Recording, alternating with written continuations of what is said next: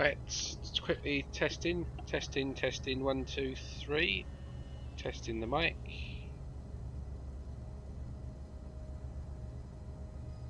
Yep.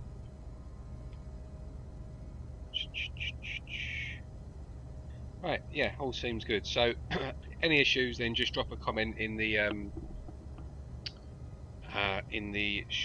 stream live chat. Let me just make a comment.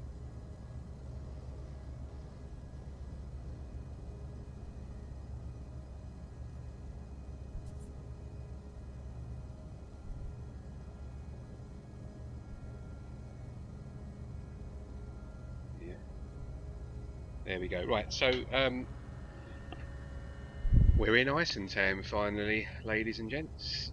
Bit of exploration today, kind of really chilled out today, just sort of hopping around, finishing off some upgrades. Still need like 4 more here, so that'll be done very quickly. Definitely need to get a new ship because I hate this ship. This fin here really bugs me, gets in the way. So I'm definitely going to get a new ship because I've only got the starting ship and this ship at the moment. Happy with multi-tools for now. This could be an option.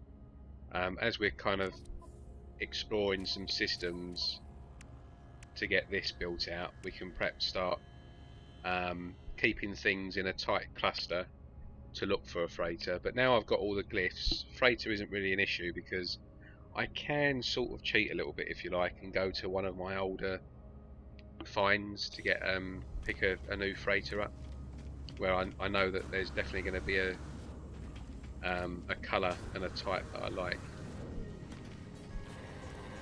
Yeah, let's have a quick look at what we got here. Raider planetary depot. Yeah, why not? Let's crack on with this first. Let's just see if I picked up the exosuit module.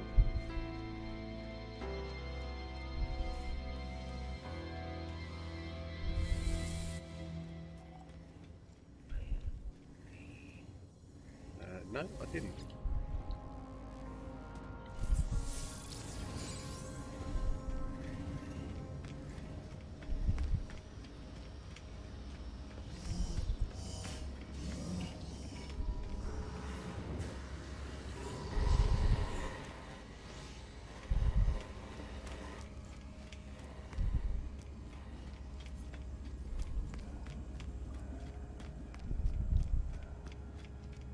So yeah, we'll just do this to grab a bit of quicksilver.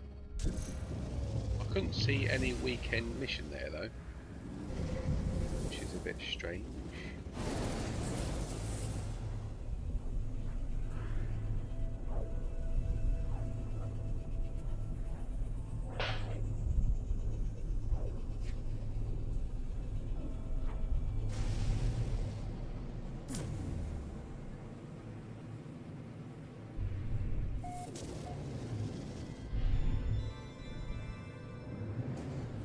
Rich economy, so let me just quickly have a look at the space station.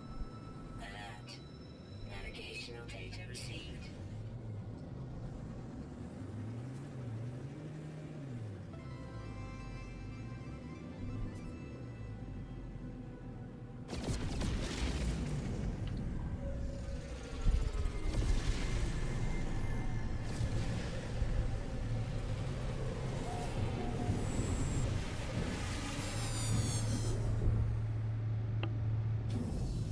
So yeah, I've chosen Eissentam just to kind of settle down for a little bit before we start moving on to different galaxies because I do like this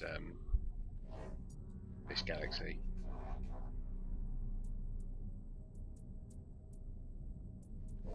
That's odd. That there is supposed to reset every day.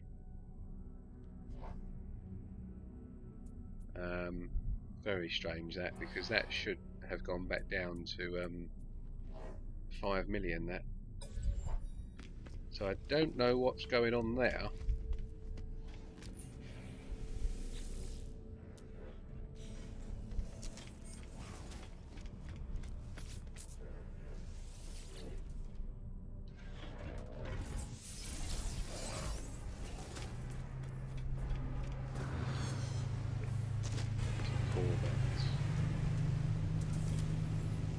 one of 3 fighters.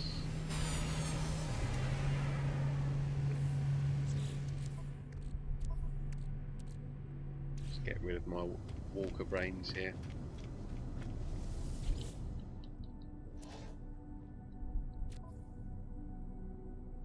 Get rid of that.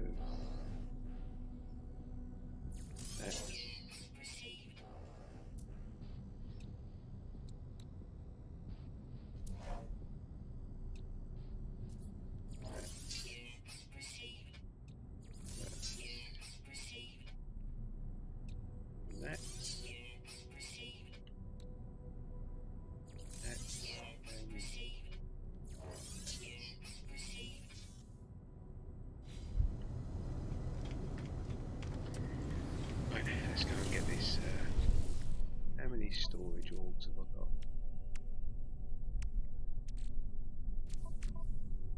Just one.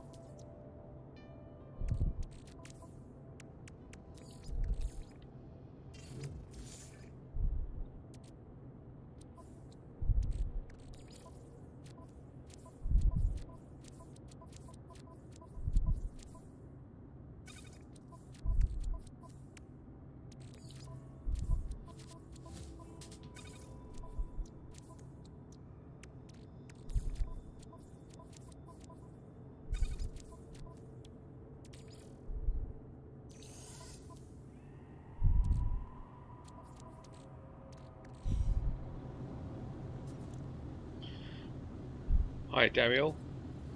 Hi Austin, how are you doing today and how is the game working for you lately?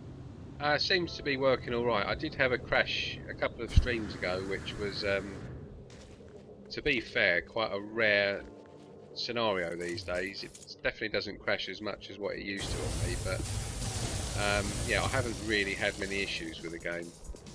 I've had some issues with the weekend missions though. Yeah, so online services were off for me as well in the last weekend mission, but what I needed to do was exit the game and get back into the game again, and it fixed it. It looks like tonight I've got that same issue again, but because I'm on a live stream now, I'm not going to restart, so I just won't bother doing it tonight. But yeah, on PC anyway, I'm not sure about other platforms, but on PC you just need to restart the game and it should fix it.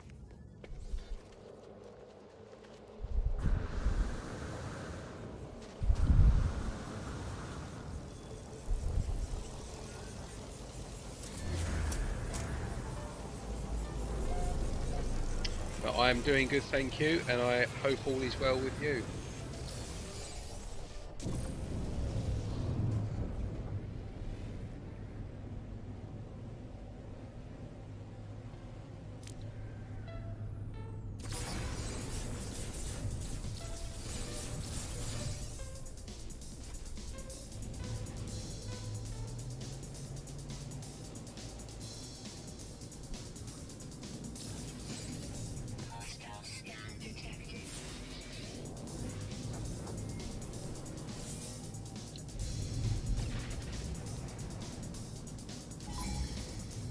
yeah, so if you're on PC, just yeah, restart the game and it should fix it. I think on console, I mean, I've never played a game on console, but apparently on console you've got an option somewhere where you can turn discovery services on and off, apparently. If you turn it off, then quickly turn it back on again,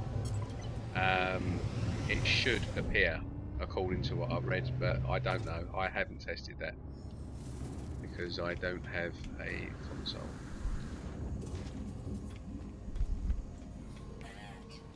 Navigational data received.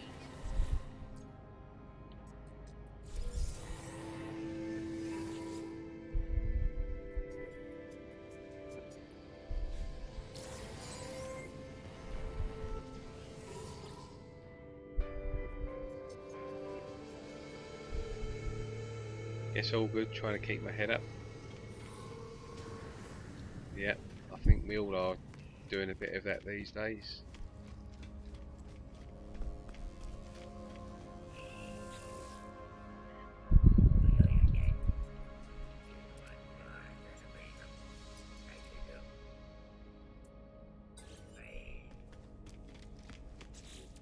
Right, I've got salvage data there, so I'll quickly get rid of some of this.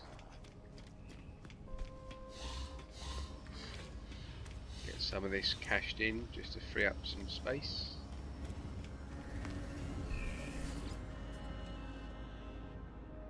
So what do I want? Definitely get some of this. And that. Yeah, go for that.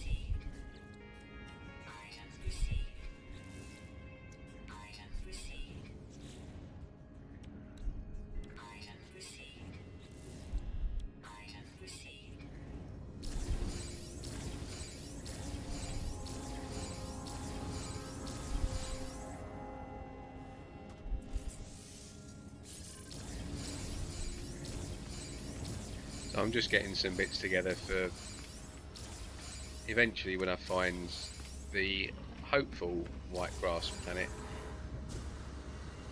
I can start looking at building a base. I've got no idea yet exactly what the design's going to be either. I'm literally going to be winging it as I go along. So I don't, like, unlike Beeblebum and all of the really good prolific builders in this game, I don't tend to have a complete sort of pre-designed base in my mind with base parts and stuff like that. I literally have a rough idea as to what I might want to have, or I just simply see something on a planet, like something that looks really cool, and think, yeah, a nice base, a base would look nice around that or something, and literally I just wing it. That's pretty much what I do all the time when it comes to building. So yeah, I want to try and go for something maybe sort of Japanese themed, like a nice Japanese building or something.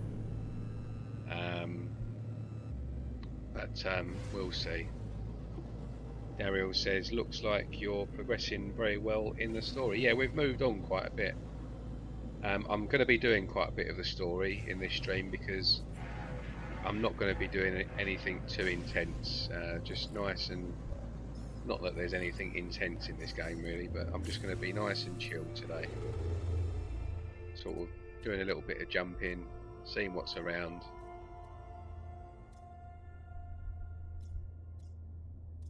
So let's at least head towards the centre.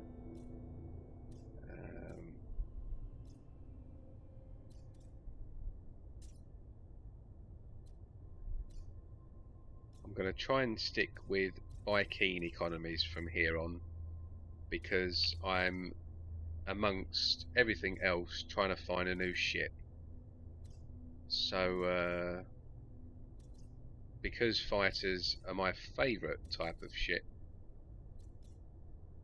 yeah, Viking systems is the way to go for that, because you obviously get 7 different fighters in every Viking economy. And just going to be sticking to tier 3. So apologies if it does take me a little bit of time just to find a tier 3 Viking, but it's all part of the game, isn't it?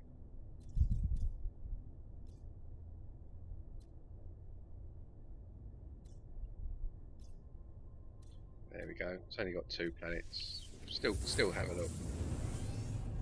You never know.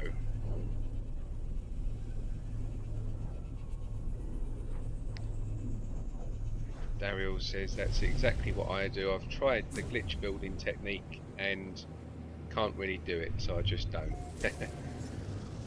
I'm content with the normal building stuff. Yeah, I do a bit of both, like a little bit of glitch building and a little bit of normal. I do try and do glitch building as and where I can, but I would kind of like my glitch building. I could definitely do all the basics and stuff, but if you were to ask me to make a kaleidoscope where you've got all of these sort of, you know, mad moving parts and stuff, even down to the kind of the airlock door, like when it kind of opens really nicely and stuff, I would need to sit down and watch a video to build that. It wouldn't take long because I know the basics are around it, but just kind of what you need to do and stuff, it would be a case of me watching a few videos just to refresh my memory. So yeah, when I say wing it, it is going to be literally winging stuff. But yeah, we'll see. Right, so that is everything upgraded now in terms of inventory on the exosuit, which is good. So that's 1 of 7, 2 of 7. It's quite a nice rate to all of this. Oh no, I don't like that green. Turquoise colour. Not with yellow anyway. Right, so I've seen that jet fighter and that jet fighter. Let's go and pick up some missions.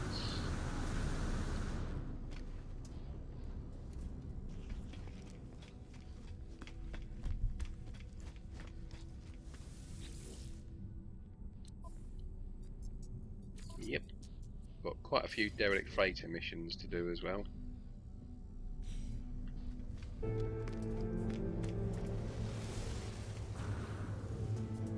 Right, so that's 2 of 7. What's this coming in? It's a shuttle. Right, so I'm just going to see what the other 6 ships are.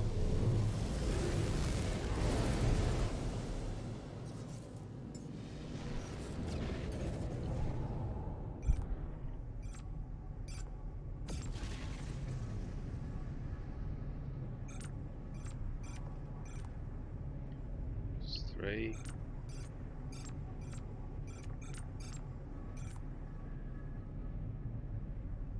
No, that's the vector, so that's still 2.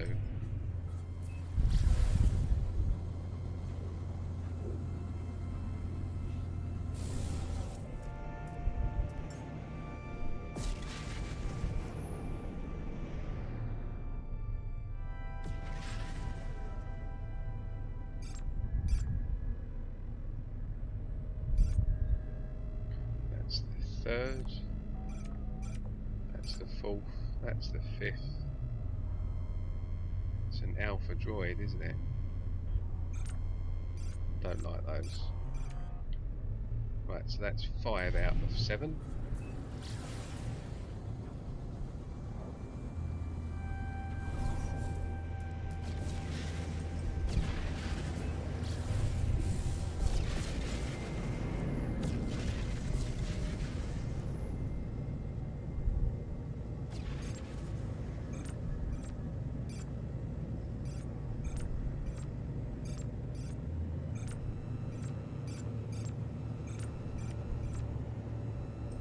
No new ones there.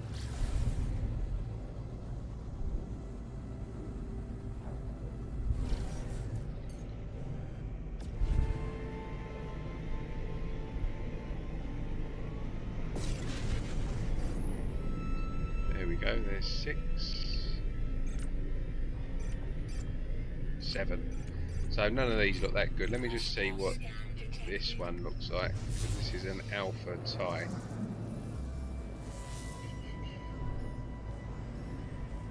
Where's she gone? Where's it gone? There it is. How do you deal with this?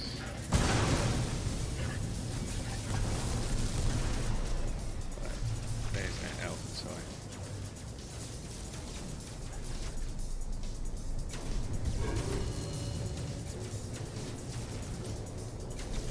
Pirates are causing all sorts of trouble.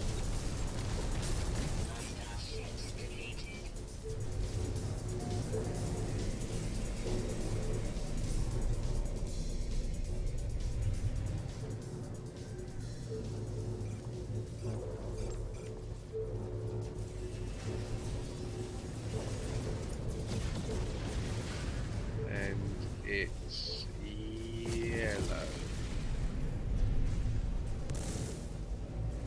We don't want that. On to the next system we go.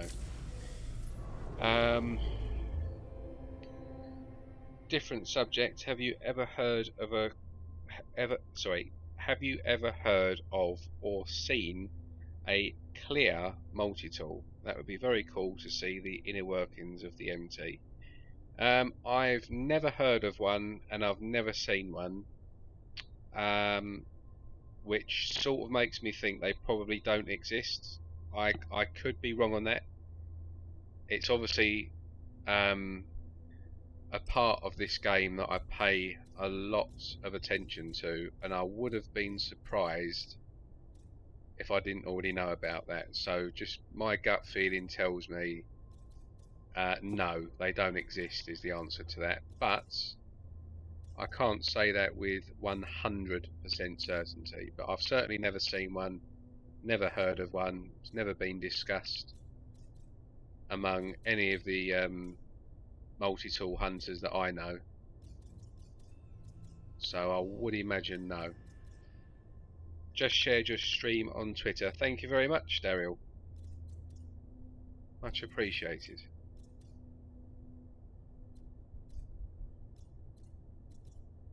Yeah, clear multi-tools, that would be quite good if you could see. There's a Prosperous, there we go.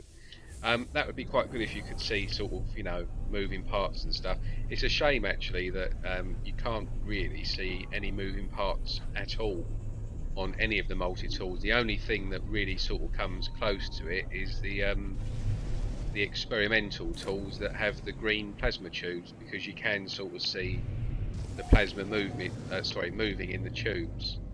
But outside of that, there isn't really any tools that have moving parts, which is a bit of a shame.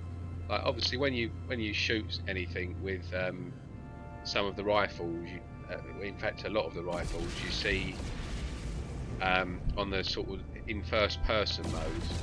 If you're in first person mode, you'll see a disc like spinning round as you fire, sort of on the top of the barrel. But that's about it. That's as like fancy as it gets.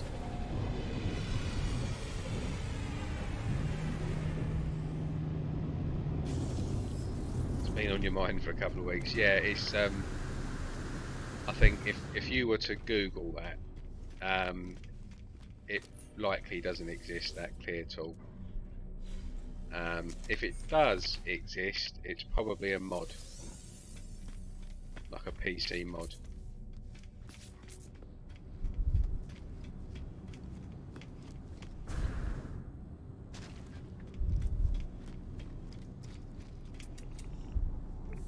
Yeah, sometimes you've got to be like careful with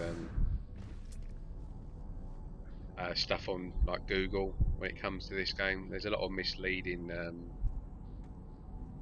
snippets out there. Like you'll see black ships and stuff like that, and obviously they don't exist. Right, there's the first one.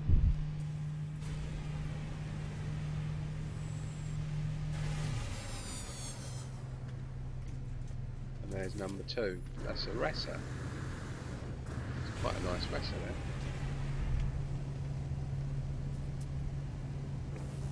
It's a B though.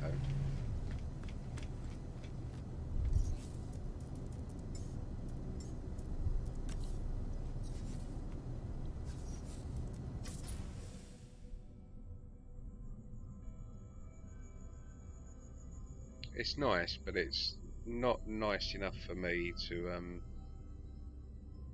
pick up that. But that's quite cool. It says it's got no dorsal fin, which is always a good start. Parts wise, it's a heavy Ressa with Bowie wings and a box thruster, and it's in 2-tone red, dark red there, normal red there, with what looks like potentially possibly purple chrome. Anyway, so that's 2. Let me just pick the missions up. I'm just stacking these missions for the derelict freighter.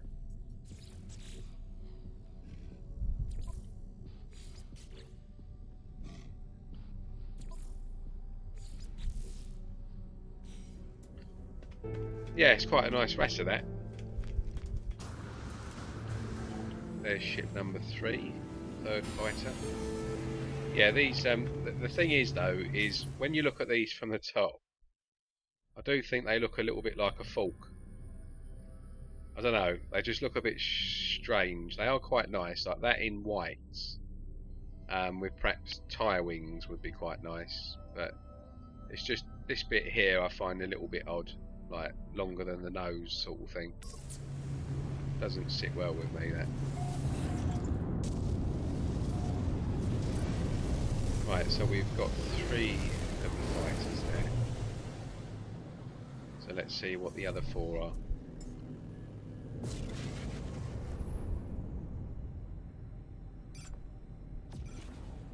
Oh, a long nose, dorsal fin, but E-wing heavy, so I'm definitely going to look at this. Definitely going to look at this.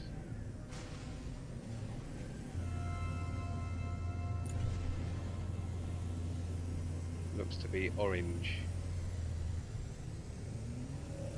Let's have a look, shall we?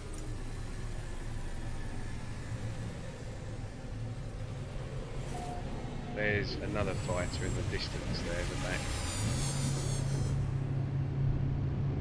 So that's 5 out of 7. It's a jet fighter. I hate any fighter.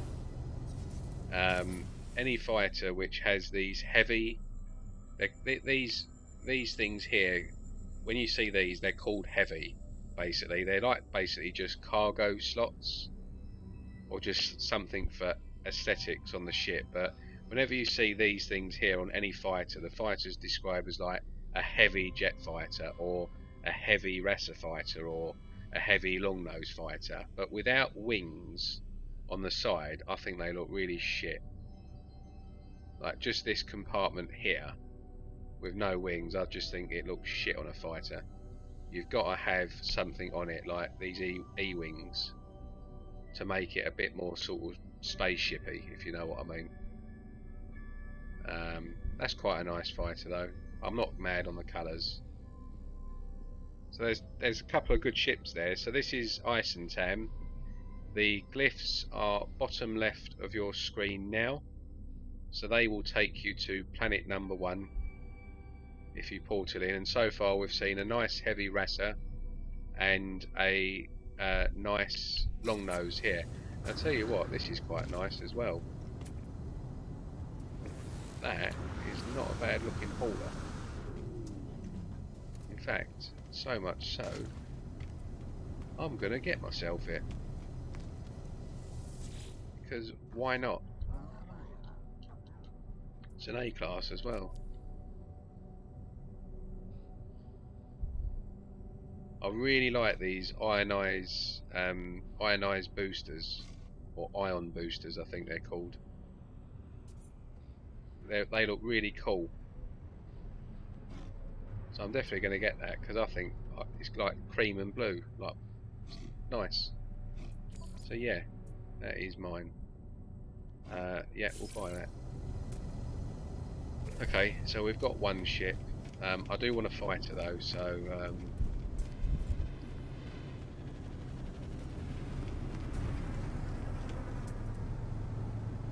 scrap this one.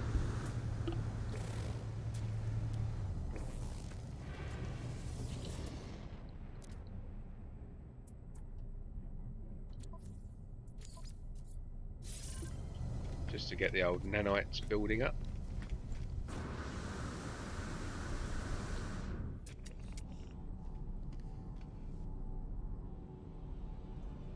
Yeah, I don't like them at all.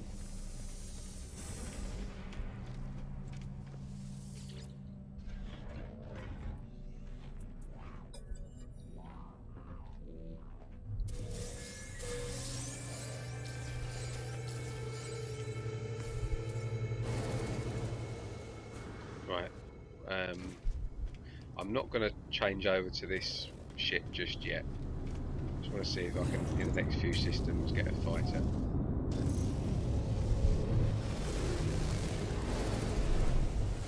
Right, this doesn't look like a white grass. It is a lush. I can tell that isn't white.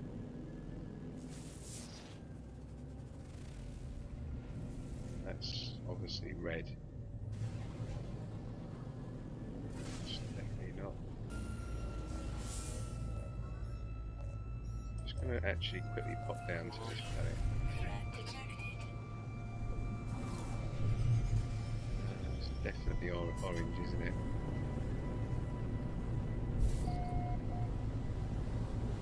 Plus it's got no water. Yeah, that's orange. Forget about that. Right, 2 more ships.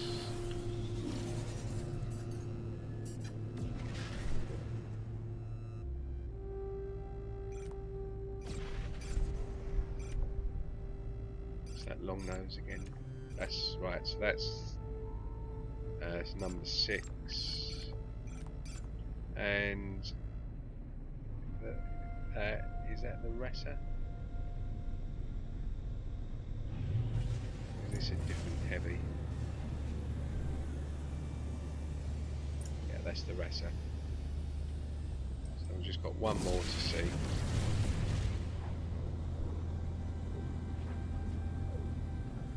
This is how I ship hunt, by the way.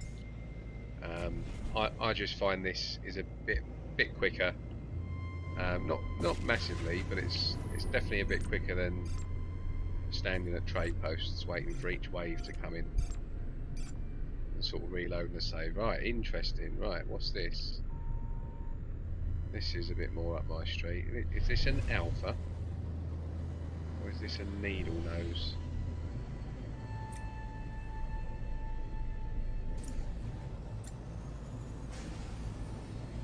What colour is it? It's an alpha.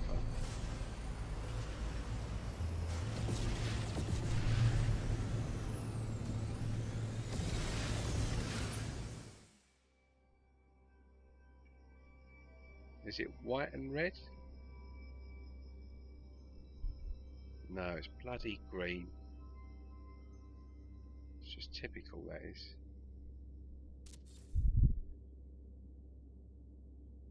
Yeah, red and green looks like a freaking Christmas tree. It's a shame because that is quite a nice alpha, that. I just do not like those colours. I'm not a red and green.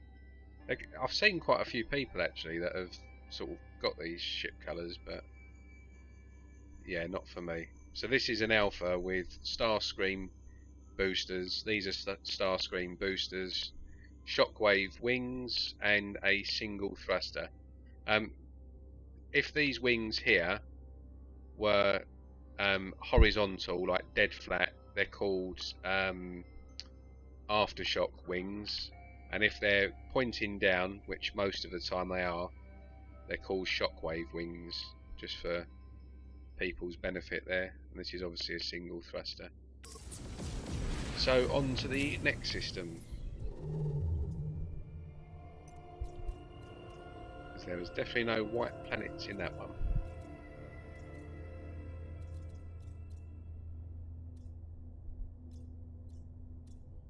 There's another one.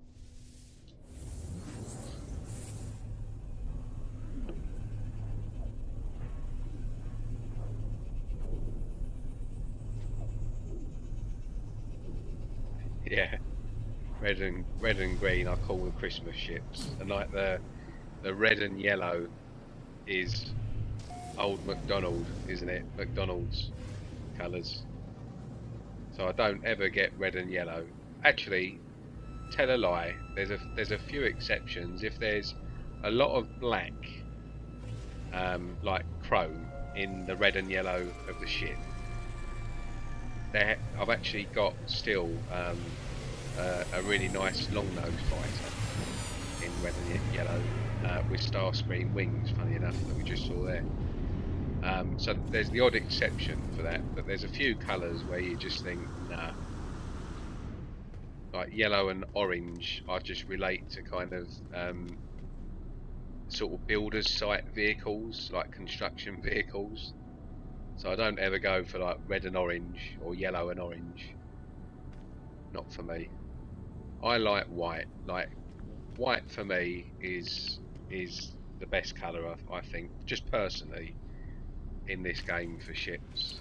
You can't go wrong with white, and if you can get an all-white ship, even better. So there's number one.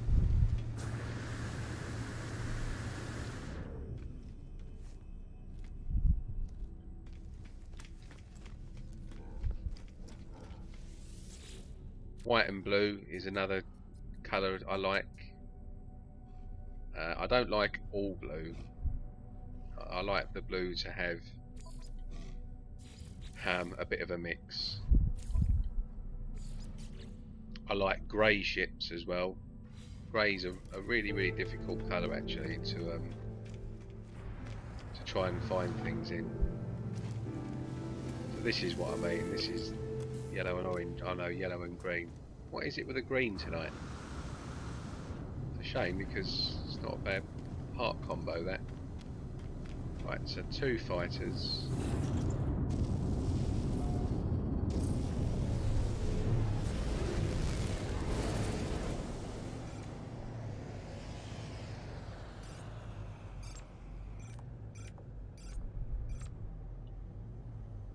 There's the third, so that's a Viper, no thanks.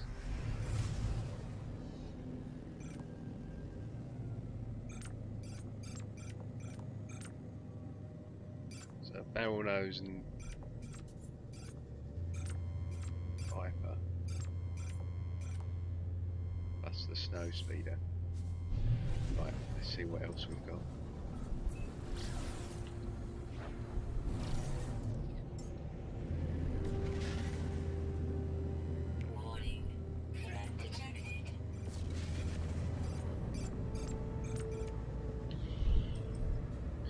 Right, because that fugitive starship has just appeared, that may and can cause problems with the ships showing on the HUD. Yeah, as you can see, what happens is you can hear the ships scrolling, but they annoyingly, another little annoying thing in No Man's Sky, disappear from the HUD. So I'm going to jump system because I can't be bothered.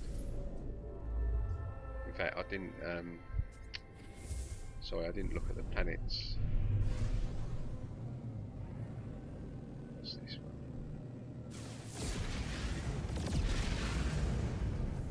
Fungal mould.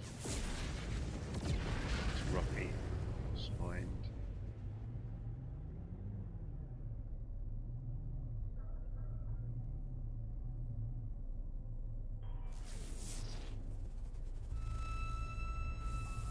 Volcanic.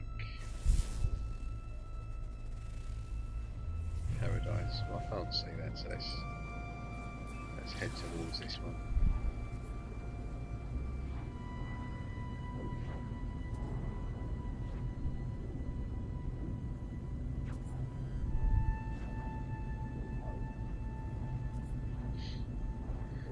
Go on, be white. Oh, promising.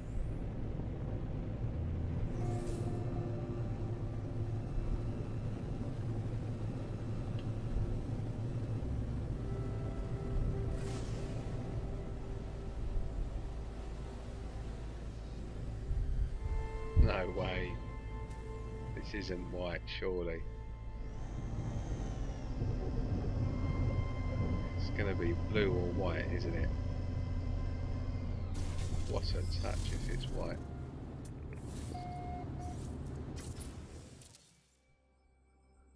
It bloody well is.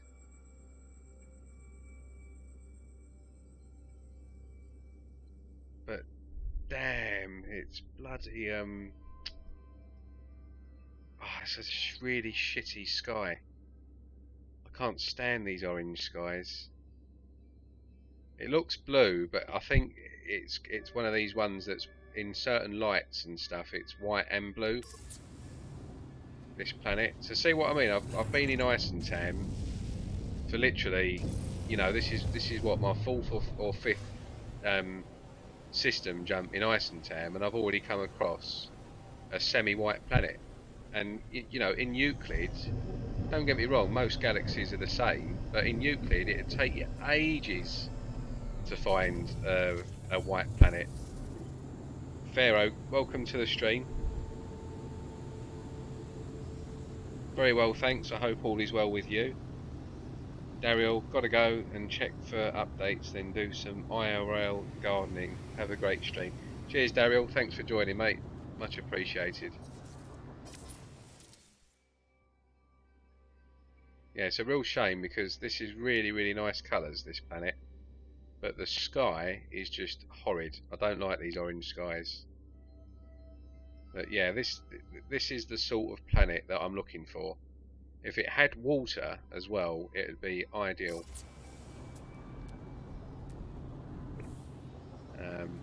So yeah, that's a shame that. Let's just grab this.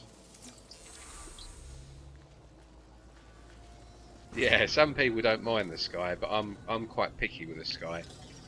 Yeah, it's a bit of a bummer that. But the colours are lovely. Like if you want to come to this planet in Eissentam, the glyphs are bottom left of the screen now. So just pause that if you want to watch the stream back, and then come here. It's like a candy planet, lovely, really, really nice. So we'll get moving to the next one.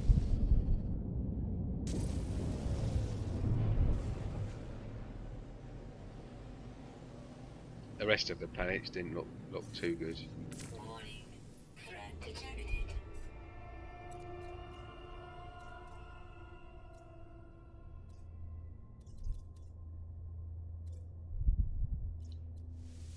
Yeah, we'll check this one.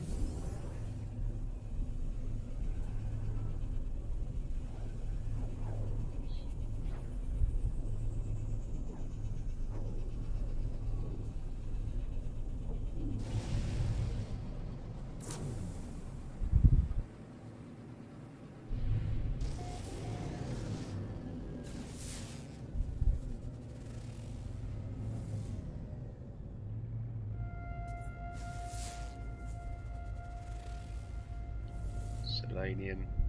So that's going to be a hot one, isn't it? And foggy. So these ones are sometimes worth checking out. So what I'll do is I'll quickly just go and have a look in the space station, because we always like to check that. Pharaoh says, I was going to say the sky is fine. Yeah. Yeah, I mean, it's totally fine. There's nothing wrong with it, but I want to sort of put a permanent base down, and I do want to find very much like an Earth-like planet. It doesn't have to be like, you know, super clear blue skies. I'm not that fussed about it, but you just see so many planets with orange skies. I just want it to be a bit different than orange. So like just a bit more of a lighter colour. Doesn't have to be blue, but every other sort of paradise planet I go on is kind of either red seas or orange skies, or both. And just something a bit different to that is always nice for me.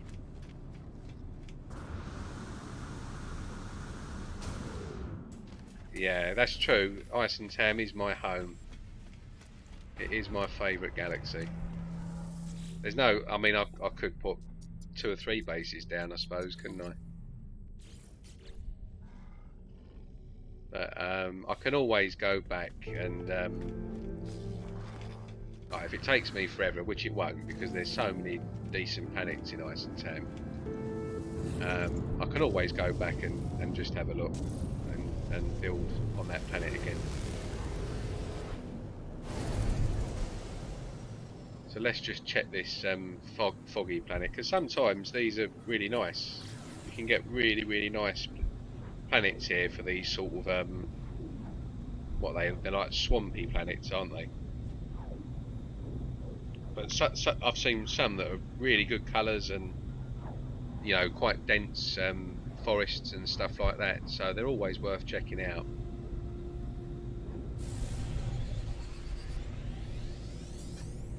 Sometimes though they're shocking. They can be quite mountainous as well.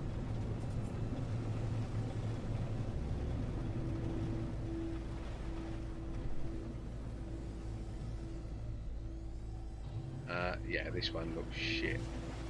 But this is for me, that's a better sky.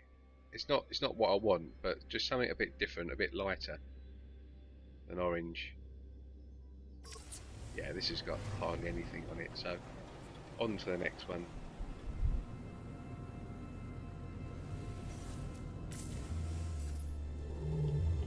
That was more peach. Yeah.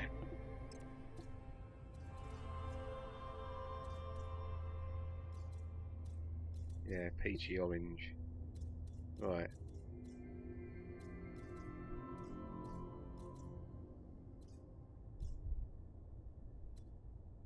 Here we go. How many planets? It's got quite a few. Peaches, yeah.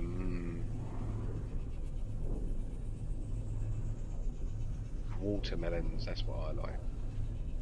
When it's boiling hot, ice cold watermelon. Love that stuff. It's quite cheap as well for how much of it you actually get. Right, Sporal. So that's a glitch planet. This is a frost planet. That's probably a frost moon, isn't it? Looks quite blue, doesn't it? Yeah. Sporal. What glitch item is that? I do need some glitch items.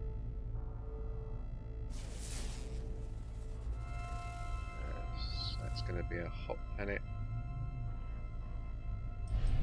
The other one's probably behind this, isn't it? Yeah, there she is. So what we got here?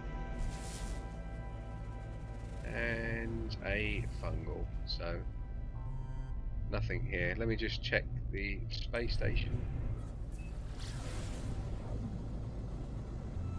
Ideal terrain. I don't really. So, what's easier to say is what I don't like, and what I definitely don't like in terms of terrain, is really tall spires, like really tall mountains. I don't mind that if you're looking to build like a low orbit base, like a space base, if you like. Not a problem, but I don't like those planets. I don't like those planets for searching for tools, for ships, for building. They're just kind of my worst nightmare. But pretty much anything else goes, really. I'm not that fussed. I do like planets that have a bit of water on them, because sometimes you can get some like rivers and really nice sort of features with water. So that's always going to be a preference. Any type of planet with water. Um, I'm not too fussed about sort of frozen planets, but they're a bit boring. They're pretty much all the same. So I would say frozen planets and the really mountainous planets I'm not that keen on. Certainly for building.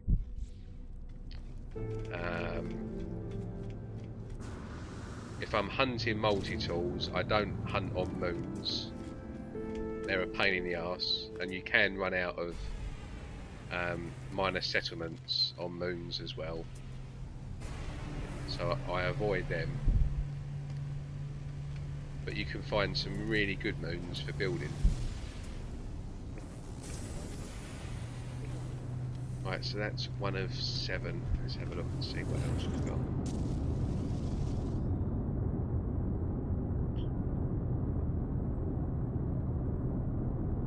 Hi Subcypher, welcome to the chat. Good afternoon, or good morning, or good evening. No, you're over in America, aren't you? So good afternoon.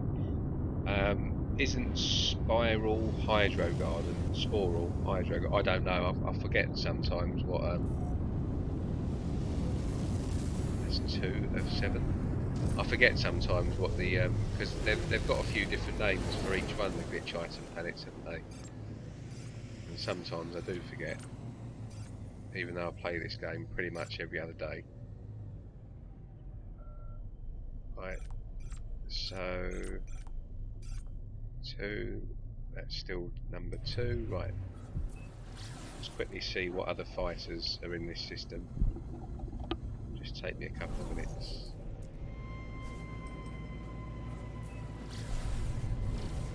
I haven't got the no, we'll move on then. I haven't got the hyperdrive, an emerald or an indium for the freighter yet on that.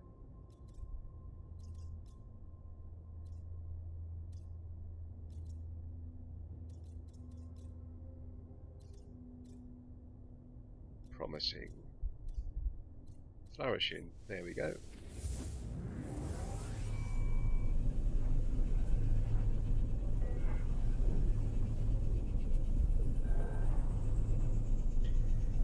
So I'm just kind of hopping around at the moment, taking it easy, just chilling out, trying to find a new ship, ideally a fighter. So I'm sticking to tier 3 Viking economies at the moment, but whilst I'm doing that, I'm trying to find a potential planet I can call home to set a permanent base on. I found a good planet a little while ago, but it wasn't ticking all the boxes for me, so we're just sort of having another little look around at the moment. Oh, the rings are massive on that planet.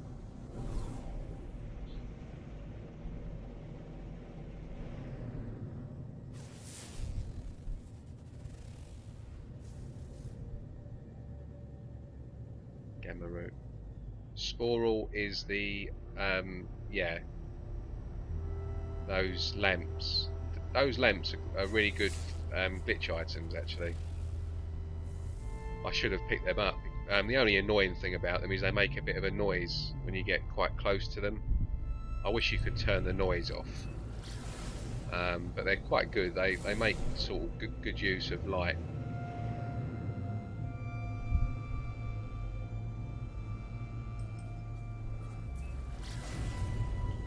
Hi Crash Test, welcome to the stream.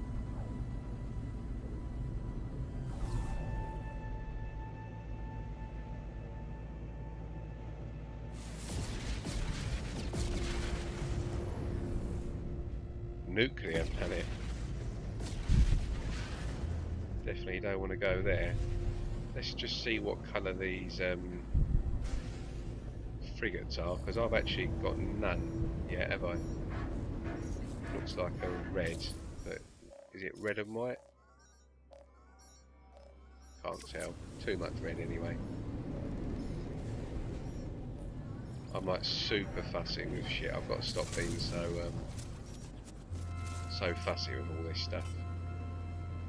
But the only reason why I'm fussy is because you know when you've seen what you want like 2 or 3 different times, like people have found kind of what you want, or you've seen what you want in other saves, but not in the save that you're currently playing in.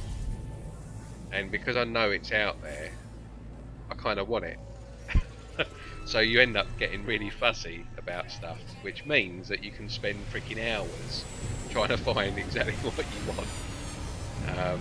So that it does get to a point with whatever I'm trying to do, I do end up giving up sometimes and just settling for sort of the next best thing, if you like.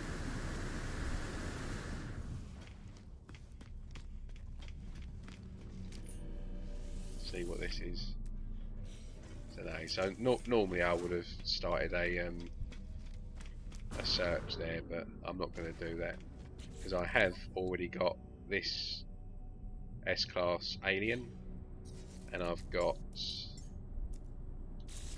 this S-class alien, which I do, and I've got this C-class experimental. So I've found all this. This is like this is my system jumping tool, if you like.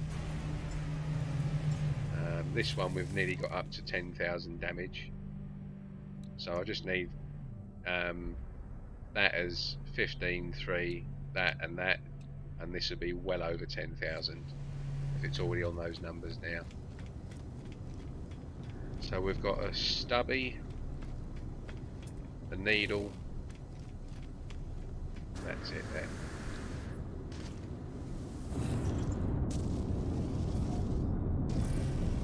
Yeah, it works on freighters as well, the noise from those aural lights.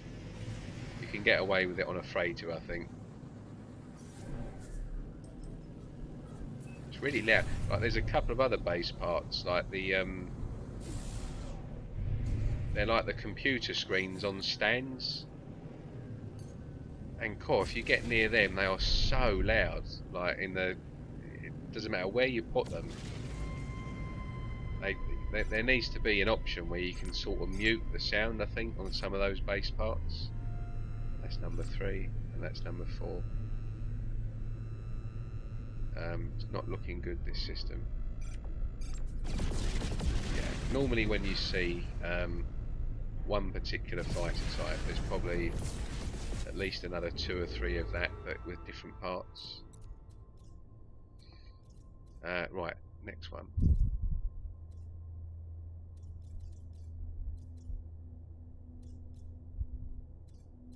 There we go, flourishing.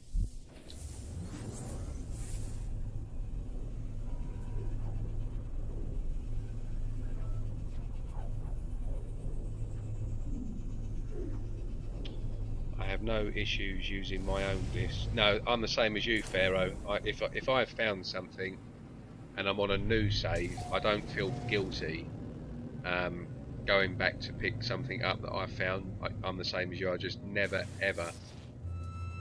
Well, certainly I haven't in years gone back to any other person's find. I think the last thing that I picked up was one of Lava Lamp's multi-tools, and I've also picked up a multi-tool from Hazuka Dojo.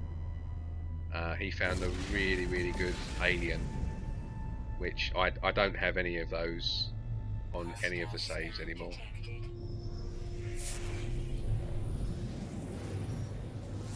Right, let's just quickly get in here.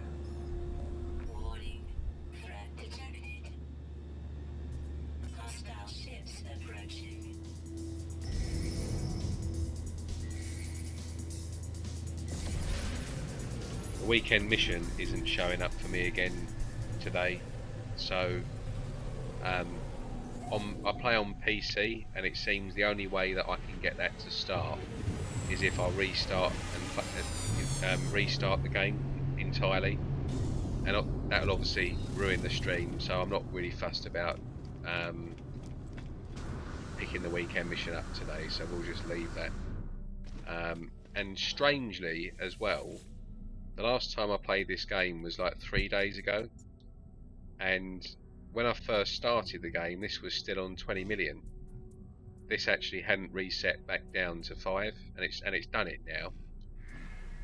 So that was quite odd as well. There's definitely some weird stuff going on in the game at the moment, for sure.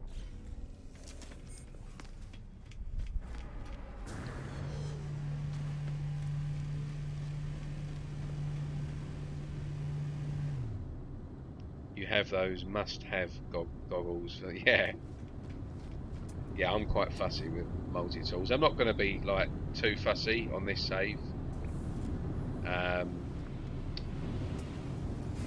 because this is just trying to get to the centre of every galaxy. Really, is the real core focus with this one, which I'm going to do I did say a couple of months, but it's going to probably take longer than that, because from the 16th of this month I'm going to be super busy with work, because things are really starting to get back to normal now. So basically from 2 weeks time, maybe even less than that, my playtime on any game, let alone No Man's Sky, is going to drastically drop, which is really sad. So that's a cream and purple chrome. In fact, it's not even purple chrome, that's actually purple paint. Quite a nice ship, that.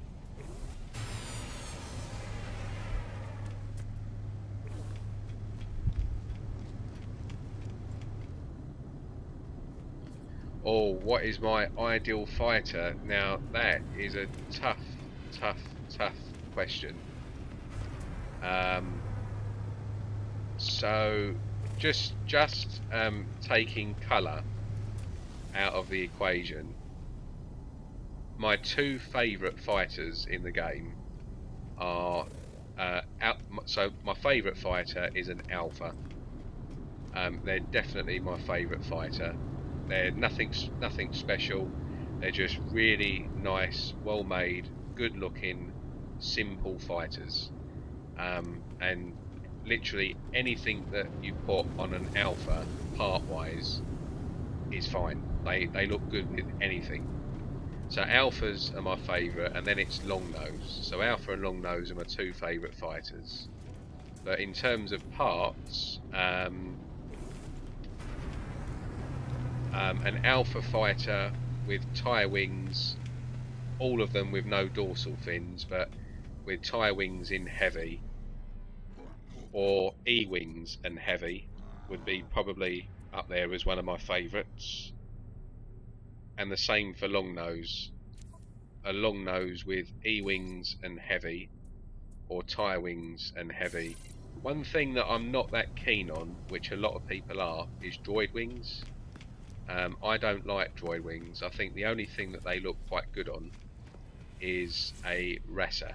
I think anything else, yeah, I'm not mad on them. Needle nose fighters are quite nice.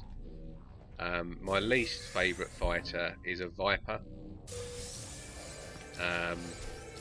Arguably the rarest fighter, as in the one that doesn't appear anywhere near as often in any system on any space station or trade post, is definitely the stubby nose. And you don't see many stubby noses get posted either, like documented. So if you see a good stubby nose, they're always worth picking up, because they're definitely the shyest spawning fighter in my experience anyway.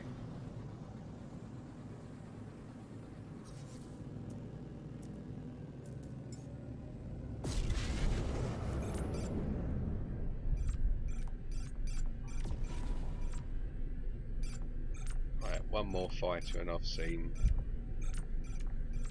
all 7 of them, so one more jump, hopefully it will show.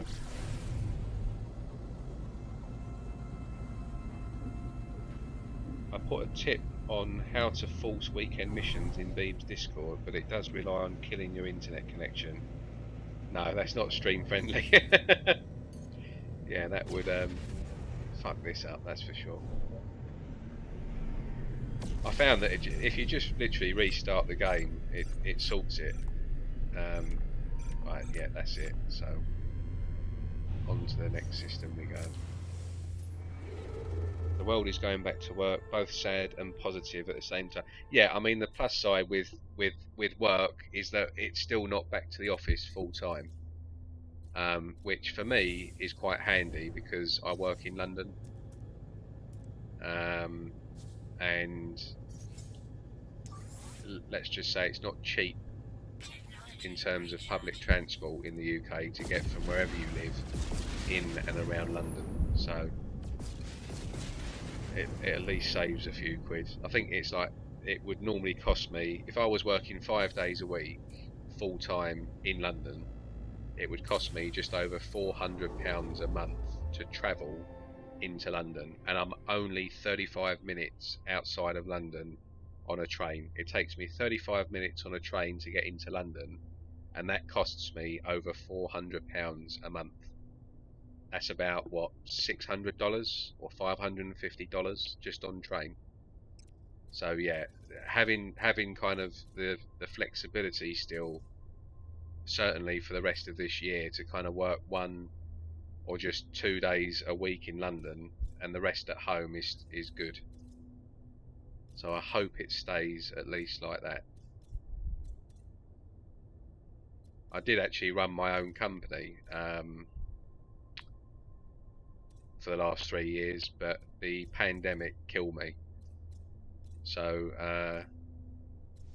I was forced to last year go back to working in still what I do, which I'm not going to say because then you can search for me and stuff on the internet. But I was forced to go back and work industry side, which was a bit of a bummer. But in what I do, it's good money and stuff, so I'm not complaining.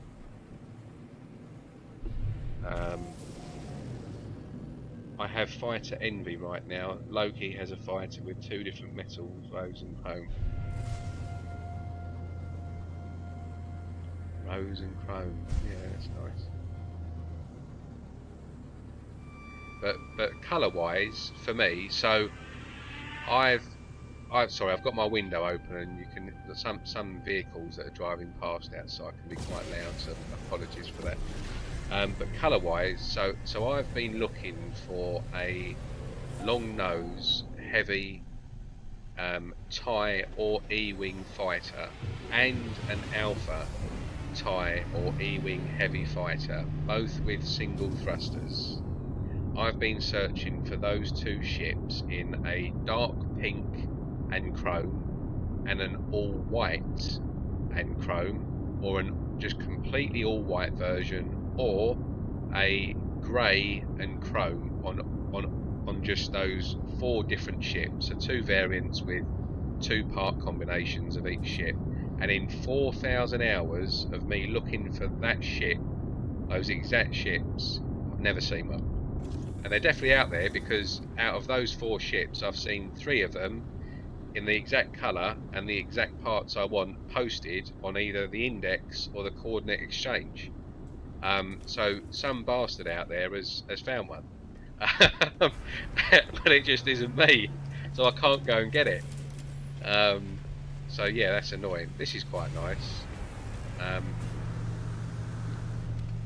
I don't like all blue ships, but the fact it's blue and cream, or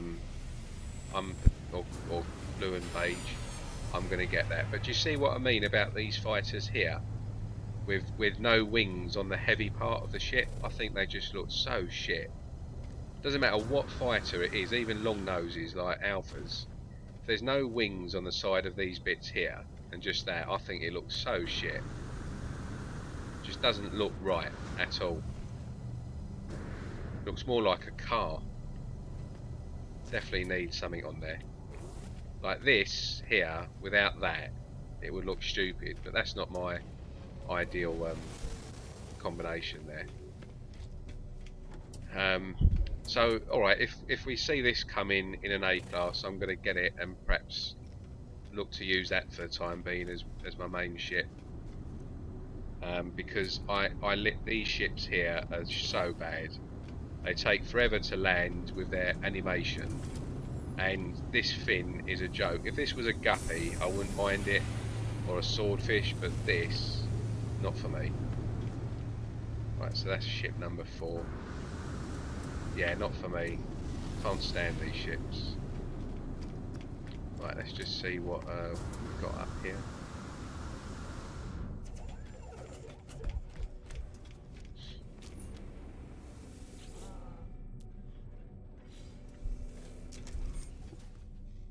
I'm a long nose and needle with triple thruster, all kinds of wings, but with metallic finish. Yeah.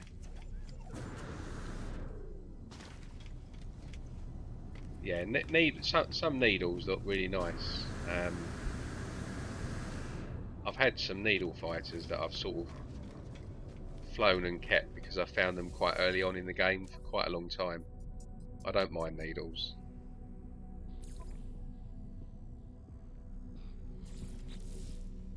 But yeah, Vipers, I'm not too keen on snow speeders either. I just don't think that they look right. Some you can get that look like the Y-wing, and I've still never worked out why they're actually called snow speeders. They definitely look more like Y-wings from Star Wars, in my opinion. But again, I'm not too mad on them either. But I like haulers as well. I mean, haulers are really kind of clunky and a little bit slow, and they're big, and they're not that easy to land, and the cockpits in them are, you know, nothing special. But I actually like haulers.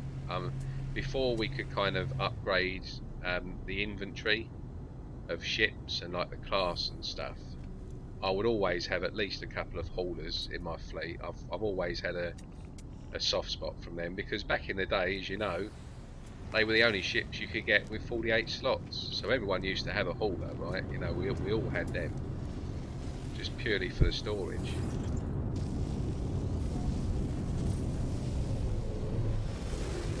Right, so I'm going to trade post it to pick one of these ships up in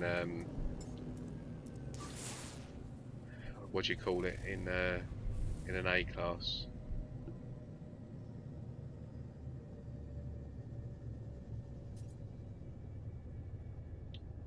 Pharaoh says, I used to live in London, now in Beds, so about the same distance. Yeah, Bedfordshire's. I'm Essex myself, kind of out in Brentwood way, or sort of in between Brentwood and Southend. But yeah, Bedford. I used to play. I played golf in Bedfordshire. Played a few courses around there. I'm not a big fan of London Central. My dad used to live down there. Travelling was always a nightmare. Yeah, that's always been a night. I've lived and, well, not lived, but I've worked in London for over 20 years myself, so I'm well used to it. Right in the middle of it as well. I've only ever worked in the West End for about 2 years of that. Could not stand the West End. Full of tourists. Like, everyone's just stands around, gets in your way. When you're working up there, you just want to get from A to B as quickly as you can, and not get, you know, everyone in your face sort of thing. And that's what the West End's all about. Not for me. And then you've got to deal with tubes as well. Oh, London tubes.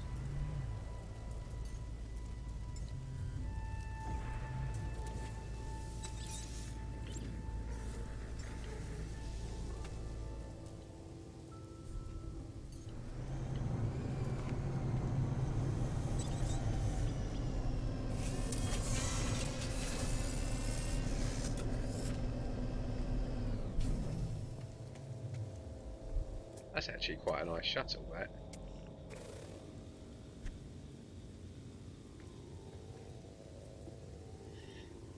Saw a lovely dark pink fighter, but not long nose. Yeah, pink is one of them colours. So more often than not, and I don't know why No Man's Sky does this with certain colours, but it does definitely pair up certain colours with another specific colour a lot of the time. And unfortunately, when it comes to pink, most of the time you'll see pink appearing on ships with orange, and it just looks so shit. I don't know why. I don't know why the game thinks that pink and orange go, but it definitely doesn't. Pink and chrome, or like the metallic look, obviously looks great, but you don't often see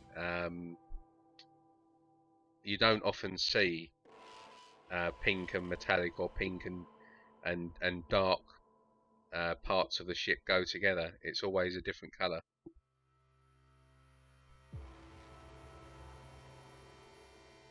A needle without wings has charm, nothing else. Explain snow speeder, no idea.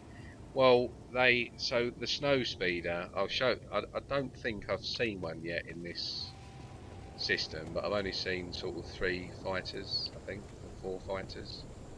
But the snow speeder, they call it a snow speeder because it looks like the front of the snow speeder ships from Star Wars. But the argument is, like, whoever, obviously all of these names, right, and all of these parts, like that's a barrel nose, you know, all the dorsal fin is pretty, you know, specific to anything when it comes to ships. We can all agree on that.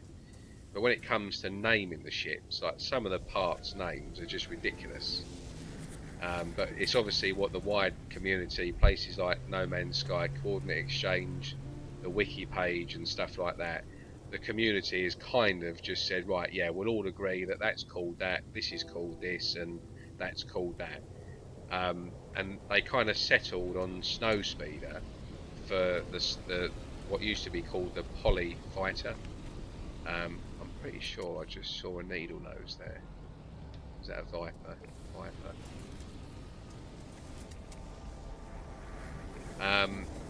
But I think the snow speeder, and I'll show you one a bit later when we see one, but I think that looks more like a Y-wing fighter from Star Wars, the bombers, the bomber ships in the Allied bomber ships in Star Wars.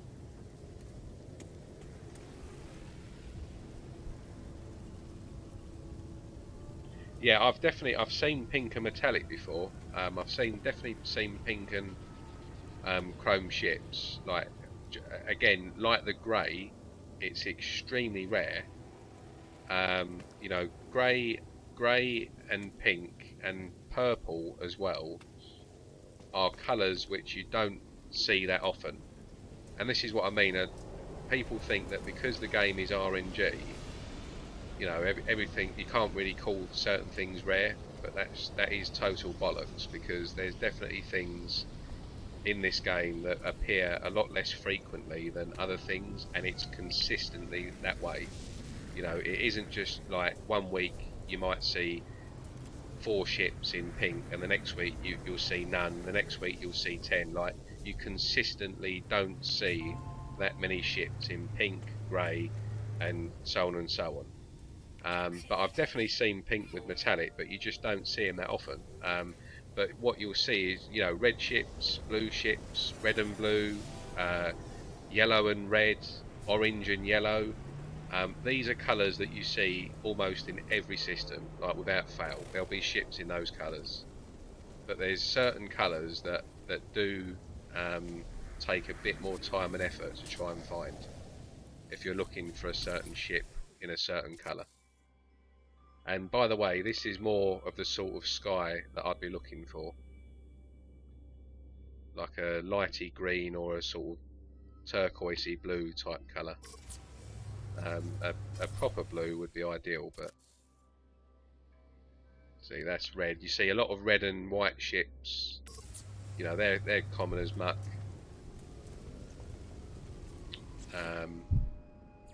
But yeah, there's definitely certain ships and certain colours that appear a lot less often for whatever reason it is. They just do than other ships and colours out there.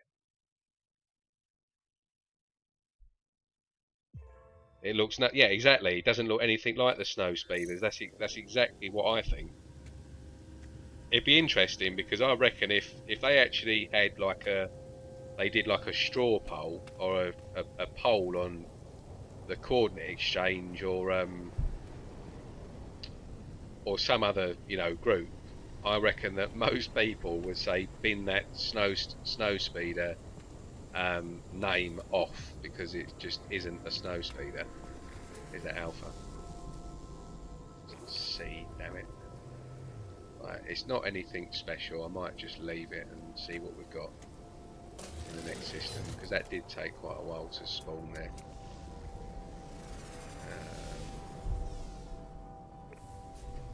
Yeah. 145.2A, so that might get quite close to the 181 if it's an A at 145. If that goes up to S, if you upgrade that, there is a chance that could be quite a high. Normally if you see the hyperdrive range at an A over about 144, it tends to mean that you'll get potentially quite a high hyperdrive range on the Explorers.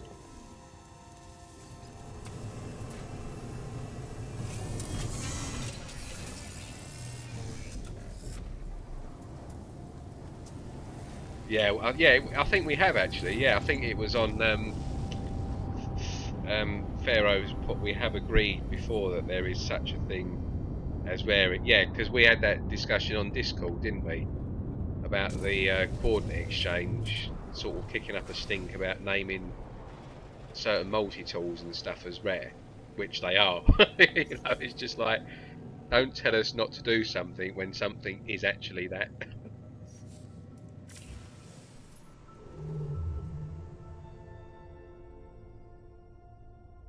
Yeah, definitely, yeah. Some fauna is rare, definitely, and that's the thing. So I kicked up a stink, and clearly I wasn't alone in kicking up a stink about that. To the mods about describing things as rare, and they've changed the rules. Funny that. So like a month after I left the exchange, they all of a sudden decided to change their rules, probably because I moaned about it, and another 20 or 30 people as well. And the other thing is, you mentioned fauna there. One of the exceptions that they've now included is fauna. Like, it's like, no shit, Sherlock, really? Like, I could have told you this about 5 years ago. So yeah, they've included now on that exchange. They've included fauna, multi-tools with horns or crystals, and they've still disallowed any word similar or the same as rare to be used to describe any ship in the game. So there's still, you cannot describe any ship colour or combination as rare, otherwise it's an instant takedown on the coordinate exchange. But yeah, there's certain fauna, I think multi-tools, and there was something else. There's 3 things now that they've kind of just bent the rules a little bit for on that. Which is why I'm now back to posting on No Man's Sky Coordinate Exchange, as opposed to everywhere else. Because they finally fucking changed the rules.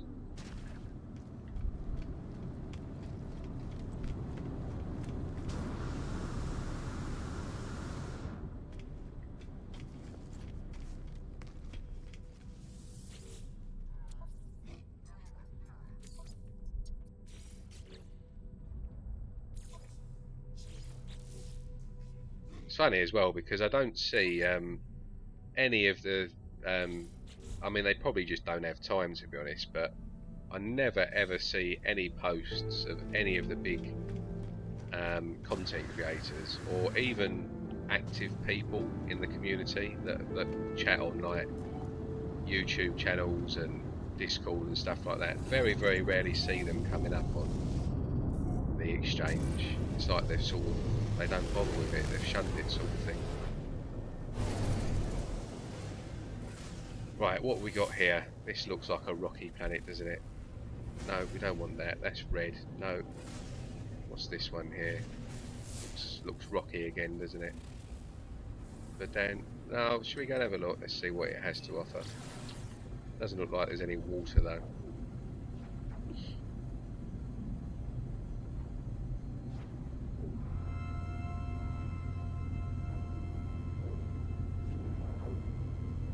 Shuttles, yeah, shuttles.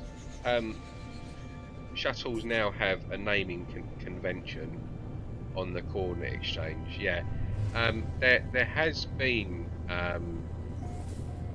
a few different sort of slides relating to shuttles over the last couple of years. So I don't know as if they've kind of just sort of, you know, chosen. No, this is crap. This planet, look, rubbish.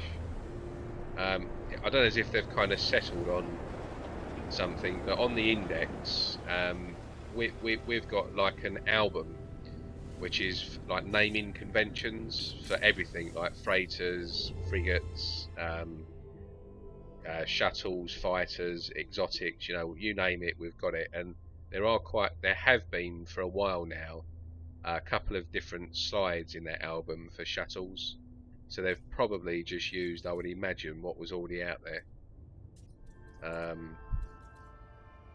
But to be fair, hardly anyone really has much interest in shuttles, do they? So it must have been a real effort for someone to put that together, because hardly anyone's going to use it.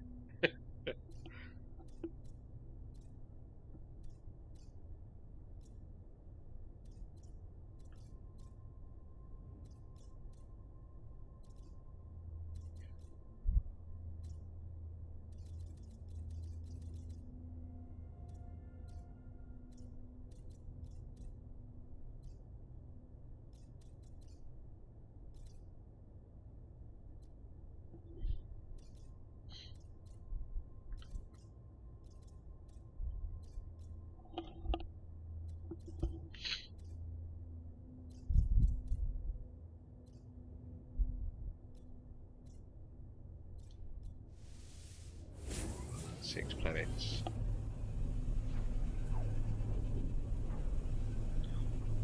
Hi Trip. Good afternoon, good evening.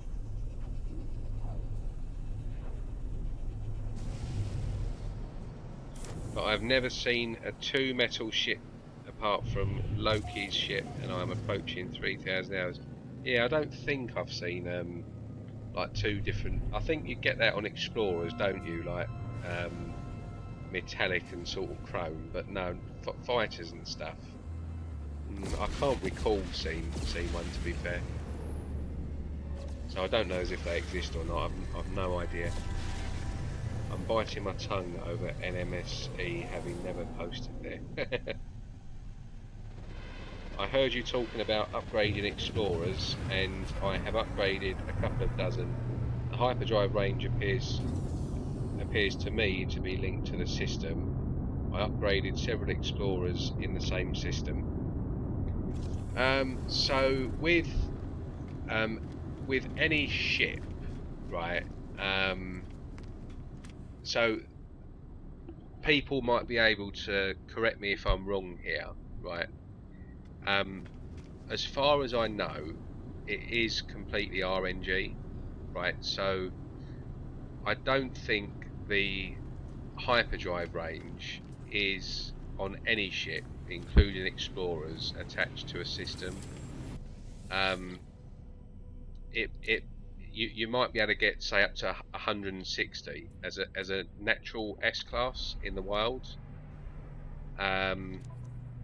But if you upgrade this ship here to an S class, what you'll find is that whatever the maximum hyperdrive range is of this ship, if you upgrade it using nanites from an A to an S here, you will always be guaranteed to get the maximum hyperdrive range of this particular ship in this system. But if you found a natural S-class, it could be a little bit lower. It could be within a certain range of the S-class stat. So the S-class that you find naturally in the wild doesn't always necessarily mean you're going to get the maximum hyperdrive range of that ship in S-class. But if you upgrade that exact ship from an A-class to an S-class by upgrading it, you'll always get the maximum possible hyperdrive range on that ship. But this ship here could be different to the next one that lands. Yeah, like the next explorer that lands. If that makes sense. I don't think I've explained that too well. So got a long nose here, not my colours. This is like a Go America, isn't it? For you Americans watching this, there we go, there's your flag. So that's vector wing, single thruster, long nose. Not for me, but you might want to come and get that. This is quite cool. That one there was quite cool.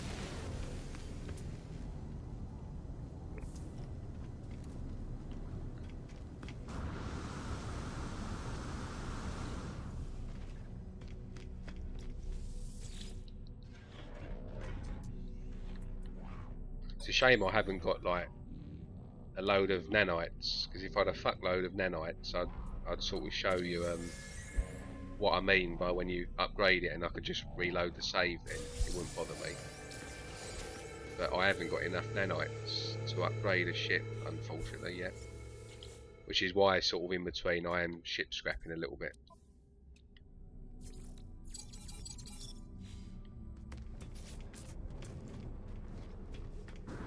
I'm going to keep on to that little baby though. I don't think I've ever kept on to the Radiant Pillar before. The shuttle naming slides are pretty good. I've been using it, the last bastion of shuttle love. Yeah, they don't get a lot of love, do they, the shuttles. So here we go, look, this is pink and metallic, but it's obviously an Explorer. I mean, I don't know what that looks like on your screen, but on my screen that's definitely dark pink with metallic. But it's not that uncommon on Explorers. I've seen it on quite a few Explorers that. But normally, if you saw this pink here on, say, this ship here, 9 times out of 10 it would be orange, pink and orange, always the way. You wait, we'll see one in the next couple of streams and I'll show you. Yeah, that's a common colour. Yellow and white is quite a common colour as well. Right, let's get on. Someone has to love shuttles, Crash. They range from 140 base stat to 147 base stat, all upgraded to. Yeah, the maximum hyperdrive range on a shuttle is the same as freighters. It's 181.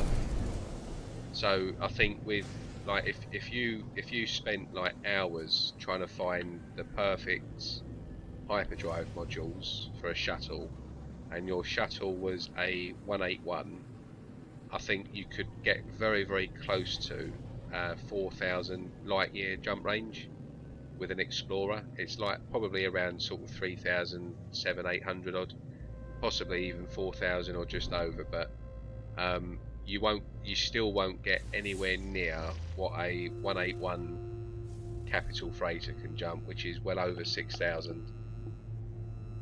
In fact, once you upgrade a capital freighter with a 181 hyperdrive range, you will jump further than what you will using a black hole, and that will be all the time as well. That's just not like a one-off. Right, let me just see if I've got this glitch item here, because I need these if I haven't already got them. No, I haven't. So I'm just going to quickly go to this planet here and pick up some of these light fissures, because this is a planet of light here. So this will have light fissures, and I do use these when I build bases. So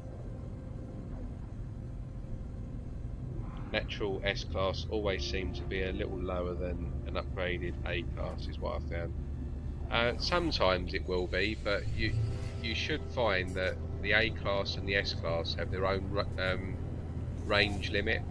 There will be a maximum for S-class and a slightly lower range on the S-class, and a natural S-class you will find within that range. But if you upgraded the A-class to an S-class by spending 50,000 nanites, you will always be guaranteed to get the maximum of the range of that S-class if the ship was S-class. So what I'm saying is if you upgrade a ship with nanites to S-class, you may find that you get a better stat by upgrading it than you will by actually finding a natural wild S-class. And I'm pretty certain that's how it works, but again, if I'm wrong on that, then feel free to jump in and correct me, but that is my understanding of it. I haven't done a lot of testing on it myself, but right, yeah. So these, so just for new players, this is, most of us here obviously already know this, but this is a glitch item planet. It's one of 11 different glitch items that you can collect, and these glitch items on every single planet, all the different glitch items. The one great thing about these planets is they have just one fauna. So if you scan the only fauna that there is, which is one, then what you can do is, so you'll see here, it's just one of one. Click on that and then upload it, and then what you can do is get this achievement done very quickly, because you have to discover all species on planets to keep bumping this up here. But if you just find the glitch item planets, they've only got one, so you get 1 out of 1, and that counts towards this. So it's just a really quick, easy way to upgrade, to get that leveled up. And at night time, it's much easier to find all of the different glitch items at night on all of the different planets, because what you'll find is, excluding the hex shell glitch item, which is kind of that metallic mushroom looking one, which doesn't really have a different colour, it's a slightly different tint of orange. But all of the other ones, like this one, the colour on them will either be yellow or green, and whatever colour it is will be completely different to all of the other natural items that you can't pick up. So here we've got sort of a turquoisey green, and here it's more of a yellow, and you can see them really well at night. Like, I can see in the distance here where I'm looking, there's 4 collectibles there, because you can see they've got a clear yellow tint to them.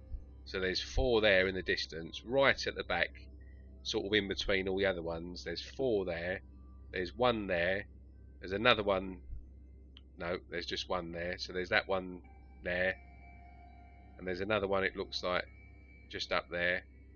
So you can see them really well at night. So all I'm trying to say is, if you're going around these planets trying to pick up the glitch items, do it at night, because it's just a heck of a lot easier to see them.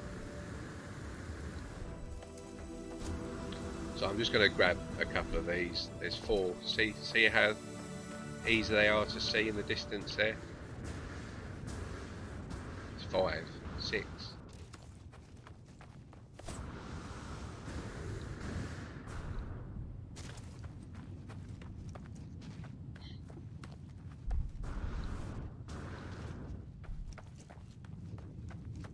Yeah, and then to pick them up, you just basically go up to them and on the controller, just click down on the right stick, and as you get close, if you look at the middle of my screen at the top, you'll see they start to show as a yellow question mark on the HUD. You just go up to it, click that, and then jobs are good, and you've got one there. And then you can place them, so you don't even need a base to place glitch items. You can actually place them anywhere without putting down a base. So you just go to the ones that you've got stored in your freighter or in your backpack, and then you can change the colour of them. So like you can change the colour of the light. It's surprising actually how many people don't know you can do this with glitch items. So this one's blue.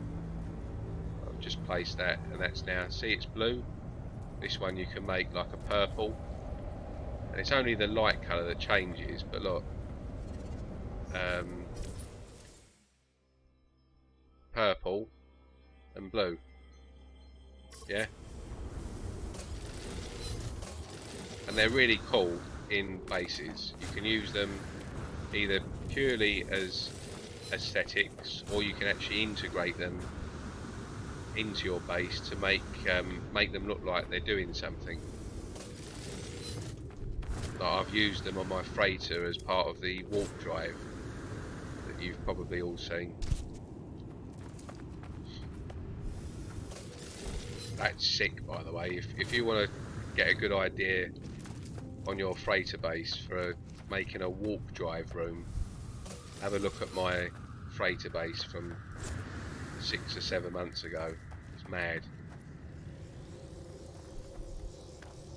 I've got a YouTube video of the whole base on here. It's got a 100-seat cinema as well.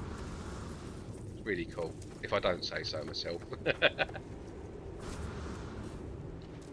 Definitely one of the most detailed on the internet still, because I do keep a cheeky eye on sort of people's freighter bases that they're uploading, and just, you know, see what new ones have come out, just to get some ideas really. And it's definitely still one of, if not the most detailed freighter base on YouTube. Easily one of.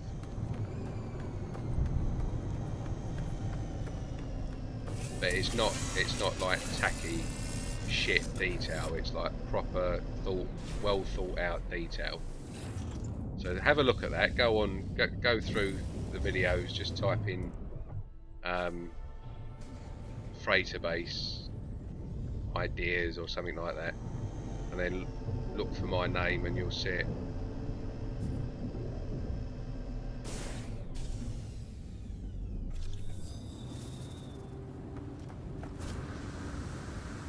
I'm just going to pick up a couple more of these. I want to try and have 10 if I can.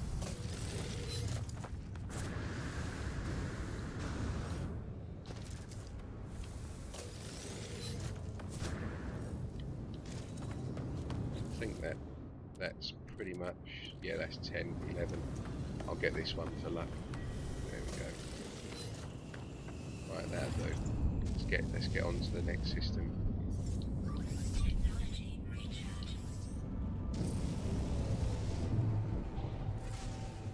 Pharaoh, thanks for joining, mate. Enjoy your pizza, and I'll see you hopefully in the next stream.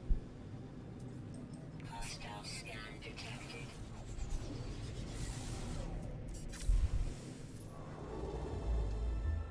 That is what I have found. I also figured out, as long as I can get 175 or better base stat on Explorer, I can get over 3000 light year jump range with 6240, oh sorry, 240 plus hyperdrive modules, but I never jumped that far. No, I'm the same. It's nice to have like 1500 light year range. I think anything above that for me is, I don't need it. The reason why I don't need it though is because all I'm ever interested in finding is tier 3 economies. That's all I care about, because I obviously do a lot of multi-tool hunting and ship hunting. So for me, it doesn't bother me at all if I just continuously do what I'm doing now. which is actually exactly what I do. Like when I multi-tool hunt, if I post a video of a multi-tool that just say I found on that day, if you went to that system where I just posted that find, if it's that recent, because I do post some that are kind of a week or a couple of weeks old, but if I post the tool that day, the chances are, if you went to that system, I'm probably like here somewhere. So you're probably on my tail, like right behind, just a few systems away from where I am, because I don't hop that far. So I go to here, and then yeah, that's tier 3. Like I'd find the next one, just say yeah, that's tier 3. Then I go to there. Like I don't do jumps like this. I just don't. It's just yeah, I just don't do that because there's no need. All I'm looking for is tier 3 economies. So like I've been in Eissentam on one of my saves for 500 hours, and by doing that, sort of just jumping, you know, maybe 100, 200 light years at a time, I'm still 560,000 light years from the core. And I've been on that save, moving towards the centre on every jump, kind of 2,000 jumps later, and yeah, so it takes me a long time, but I've got no plan on moving, so I just don't see the point in trying to rush towards the centre, where inevitably there's going to be a lot more people as well. I want a bit of peace and quiet in this game.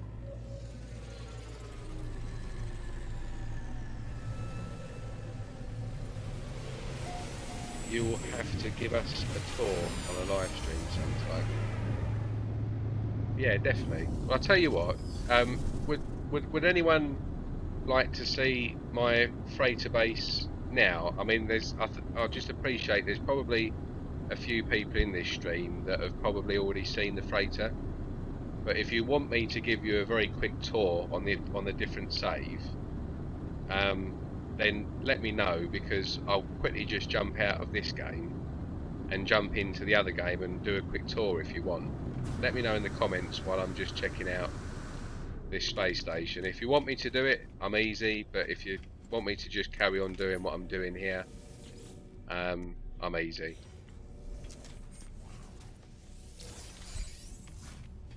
Because the live stream is pretty much going to be more or less exclusive to this permadeath, so you probably won't see it on another live stream.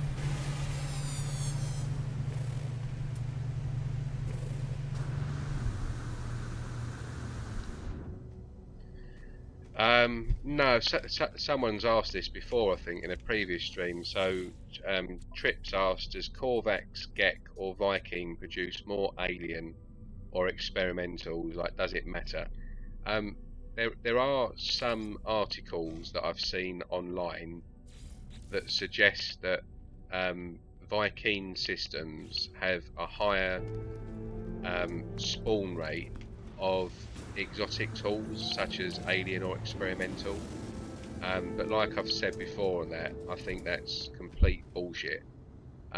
In my experience, I've actually asked a couple of other experienced multi-tool hunters the same thing as well, like Lava Lamp as an example, and we're kind of all on the same page in agreement that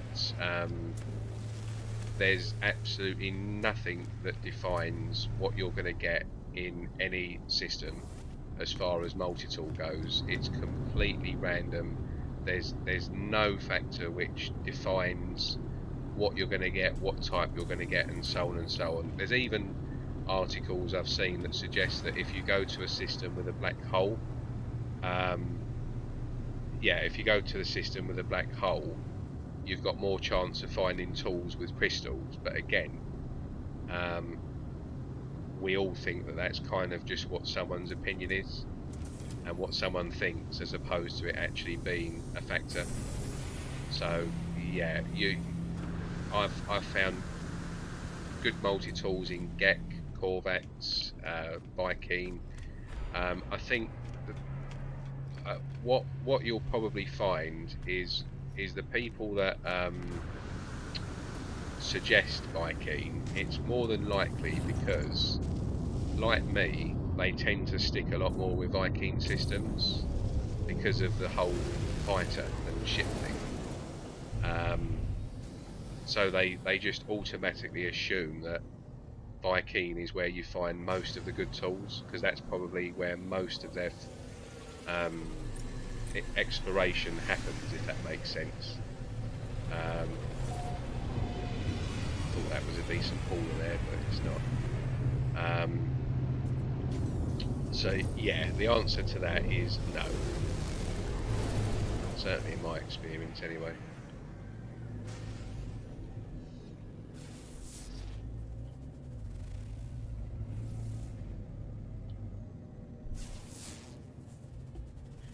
Rolls eyes, not the freighter again. Right, so that's David saying no then. Activated copper. No, I don't want an activated system. Planet, shall I say. Poisonous.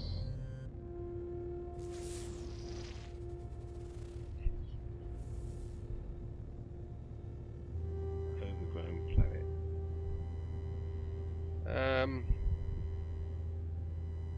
I can't see the colour, so let's just head towards this one. This is probably going to be one of those alien ones, isn't it? Trip says, guess you could run a query with your database tools, but I think it is random, but thought I would ask. I like Viking system because you get the 3 nanites into spots in... Yeah. Yeah, I could do, yeah. I mean, I don't think I recall the type on my database, like the exact type and stuff, but I could see. But again, because I've like 8 out of 10 systems I go to a Viking, it's not a fair. It wouldn't be a fair result, because most of the systems I go to a Viking. It would be a fair result if I went to kind of, you know, 32% Viking, 32% Gek, 32%, you know, whatever. But yeah, I don't play like that, so it wouldn't be a fair result.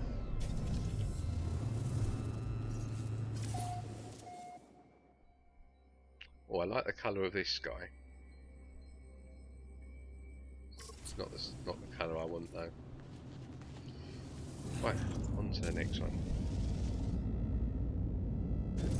I'll check it out on your other video. Yeah, no worries.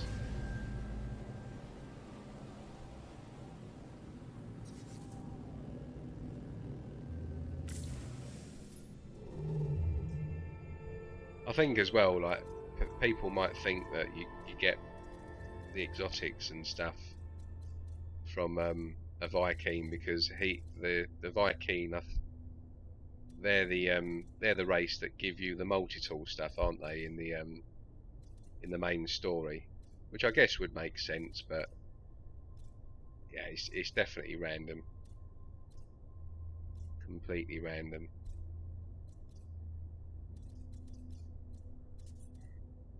It's funny because I found like probably about 10, maybe more, plasma tube multi-tools, and they're obviously, you know, incredibly rare. But what I really struggle with is experimental rifles with crystals. I've probably S-class wise only ever found about 4 or 5, probably found about 7 or 8 of all different classes. But then you look on like people like Lava Lamp and Scotty on the No Man's Sky Coordinate Exchange, they've found quite a few, probably at least 10 to 15 each of crystal experimentals, and they're quite difficult. I mean, but from what I know, Lava Lamp, he does exactly what I do. I mean, we hunt for tools in more or less exactly the same way. He taught me the ropes. He explained it to me one day on YouTube, and you know, after asking him, and then on Discord, and I just sort of hounded him and a few other people about how they do it, and then sort of worked out my own way of doing it.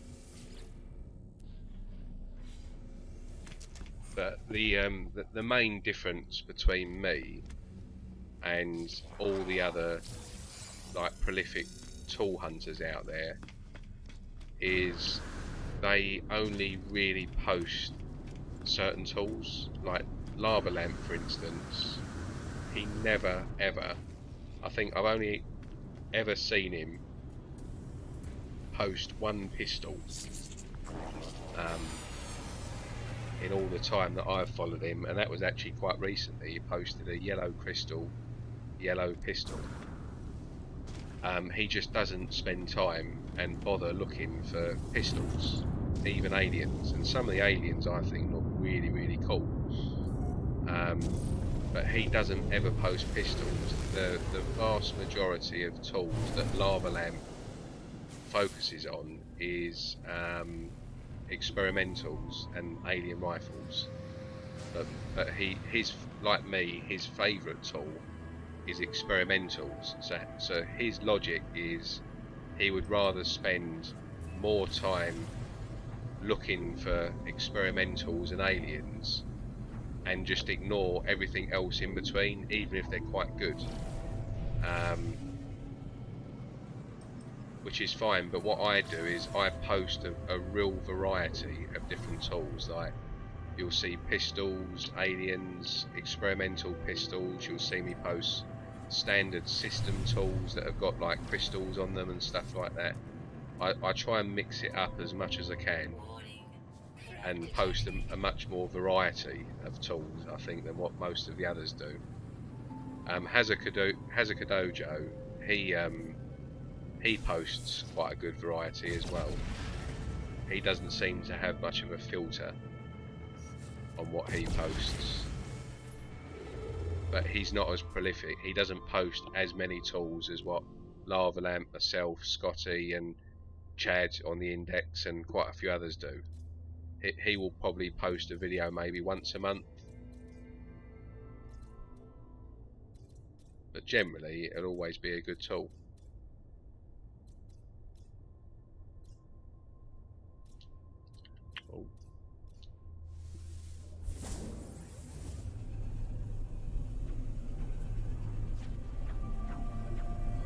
What makes a multi-tool rare? Well, I can tell you now what makes a multi-tool rare. So the rarest tools in this game, as far as exotic tools go, well, experimentals with crystals are super rare. So whenever you see an experimental with crystals on the top, like a Mohican, they're considered extremely rare. Experimentals with horns on the top are considered extremely rare.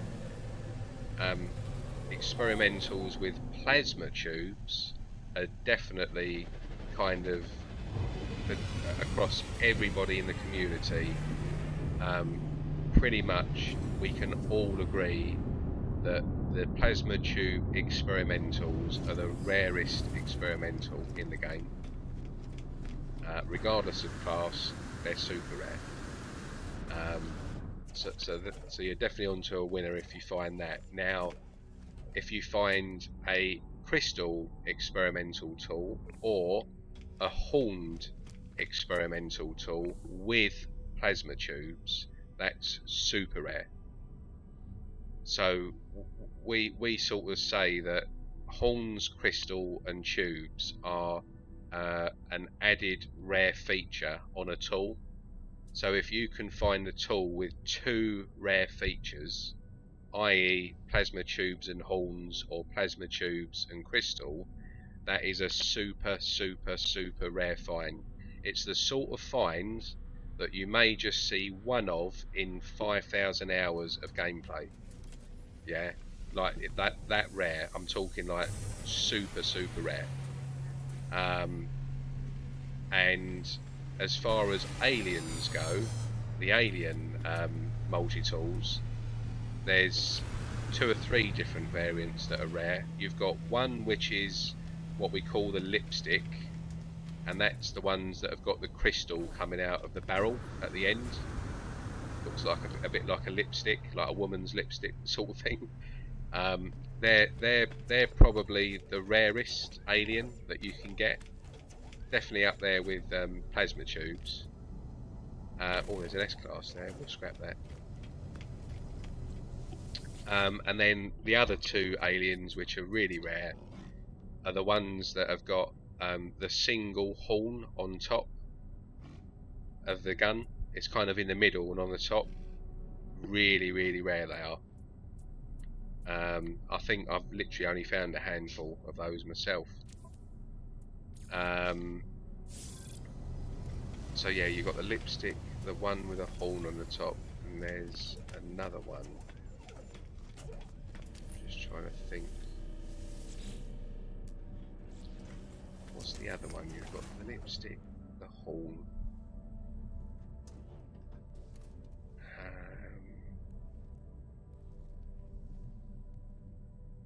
It's just escaped me. There's definitely a third as well.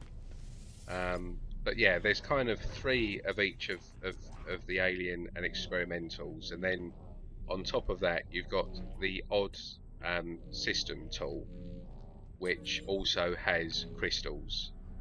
I've found a couple recently, so you can have a look, but there's one sort of pistol / submachine gun that has 3 crystals coming out of each side of the barrel at the end, and you don't often see them. Again, I've probably seen about 4 or 5 of those in all of the time I've played. And I do keep an eye out on tools, like in every system. So yeah, I've seen a lot and enough to sort of be confident in myself in saying this is rare and this is not, sort of thing.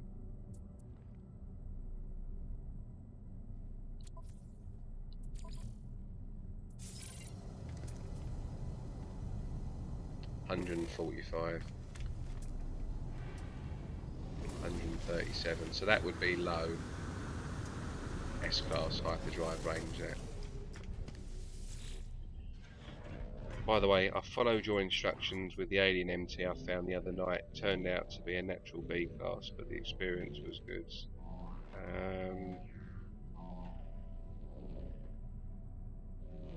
Oh yeah, damn it, I remember that. So it ended up being a B class, did it? That's a shame. Yeah, that is a shame. It's annoying when that happens as well. Like there's so many tools, like so many tools. I very rarely post like A class, B or C class tools. Like I try and really be strict with that. But there's so many good tools I've left because they're not S class, and I'll never ever know where they are now because I just don't keep them logged.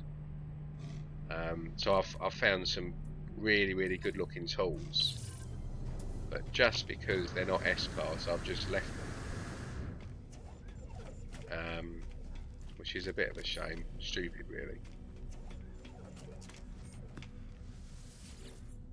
But I do still ship hunt. I mean, I don't do it as much as I used to, and I think the reason why I've sort of slowed down on that is 2 things. I'm enjoying more the uniqueness these days of multi-tools, and the fact that it is quite niche. Not everyone does it. It's kind of everyone does it on the exchange. And I still think that in the next 1 or 2 updates we are going to get ship customization. I still think, personally, I could be completely and utterly wrong, but I still think that that thing in that space station there is part of potentially something to do with ship customization. And I don't know, I've got no evidence, no anything. It's just purely a gut feel and speculation, because The community has been talking about it for a very long time. The community, just in very general terms, they want it. They're all for it. And you get fucking people like Jason plays, you know, good luck to him, follow him, I think he's great. But you get people like him and big YouTubers out there that are really talking about ship customization, like Captain Steve as well, and pushing that on their audience, getting them to talk about it. And I just think that we're kind of at a point now where Hello Games can't really ignore what every single person pretty much wants. And it's one of the few things in this game that still hasn't been touched since the game launched. So I think we've got that coming, and I think that if they do that and they don't do it properly, and there's only a certain few things that you can do to basically not kill ship hunting. I think if they introduce ship customization, ship hunting will just die. Which is fine because we've all had a good crack at it. There's a lot of stuff that's been logged. You know, whatever. If it's like that and they want to do that, then so be it.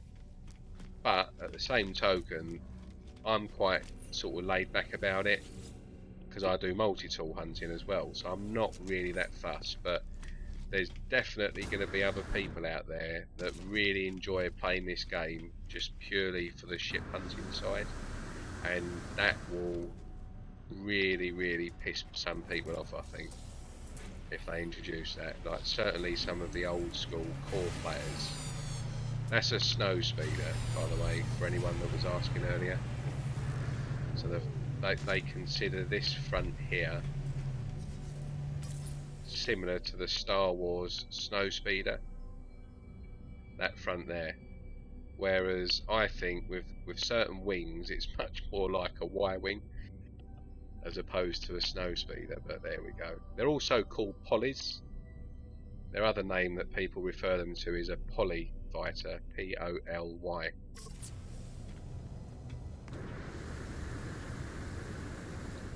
Having only 3 slots for multi-tool limits, how many tools I even look at the class? If it's ugly, I don't even look. Yeah, we need more ship slots, more multi-tool slots, more ship variety, more freighter variety, more planet variety. We basically need more variety of everything in this game. Definitely. More exotic ship variety, more variety of parts. It just needs what the game needs is a massive Origins update, another new massive overhaul to the game, and with things like that included, it would be really good.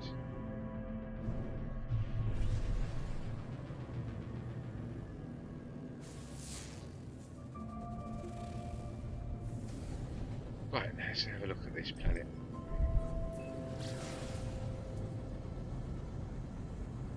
It's going to be red.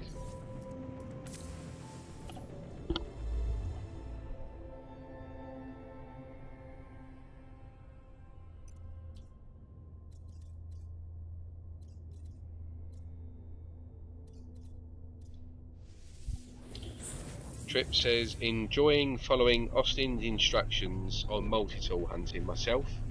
I just build a base, hunt for a while, mark last location, return when I can hunt some more. Current hunting planet is up to 110 minor settlements. Yeah, that. Basically, anything over 70, you're kind of already in the long haul there. I know exactly how you feel, believe me. I've been in the mid 200s for finding a tool before, so trust me, it's a slog. Pez S, good evening, greetings, how are you? Thank you for joining, I hope all is good. Yeah, 110. That's good effort though. That trip. I'm pleased. I'm pleased that you're getting involved in the hunting community, mate.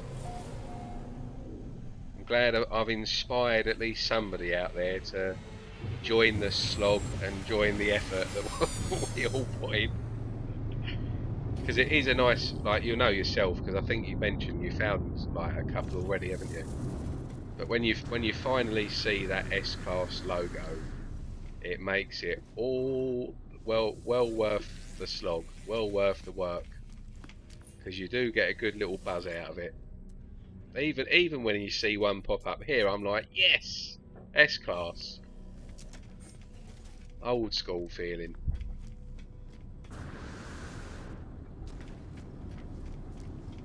Right, I think just to split it up a little bit, because I've seen a few systems now, so I'm just going to do a derelict freighter, I think, in this once I've left here. Trip says at least it isn't 154 on a nasty weather planet. Yeah, and if you went to that planet that I was on, you'll see what I mean. It was terrible, horrific. But because it was only one of 3 planets in the system, I was like, oh, bollocks to it. I might as well just stay here now because I'm here. And there's not much choice on the other 2 planets, so I might as well just continue here, and just kept going. But it just got to a point where I was like, you know what, I'm fed up now. I need to move on. And then luckily I changed planets, because one of the 3 planets there isn't even any minor settlements, so you had like a choice of 2. But luckily it only took 4 settlements on that next planet, and I found it, and it was worth it because it's quite a nice tool. Like if it was a pistol, there's no way I would search that long for like a pistol unless it was something special. But I've sort of said to myself now as well, when it comes to pistols, because I've found like some real good ones, and I've found some rare ones and stuff like that, and I've sort of done my slog on you know, I've put in the bird when it comes to pistols and finding them. I am still going to find them, but I think I'm only going to post ones now that have horns, crystals, or plasma tubes. I'm not going to post pistols now, really, for the sake of it, because otherwise you just end up with hundreds and hundreds and hundreds of finds, and it just sort of clogs everything up. I think I'm already on about 400 or 500 S-Class tools now. I've got probably at least a couple of hundred logged on the index, probably about 100, 120 on YouTube. Massive backlog of stuff as well. Stuff I've got some I haven't even posted that I found about a year ago. Ah, it's a yellow. For some reason I thought it might have been grey.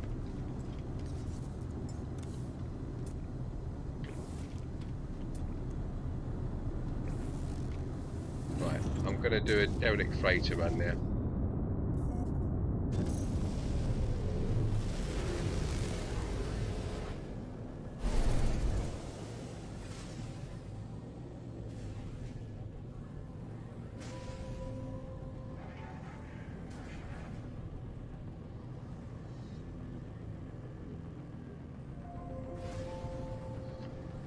Right, so let's do a derelict freighter run.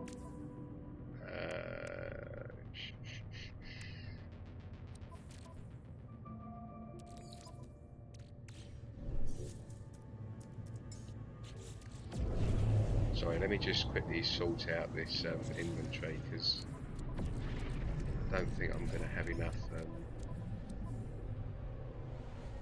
space.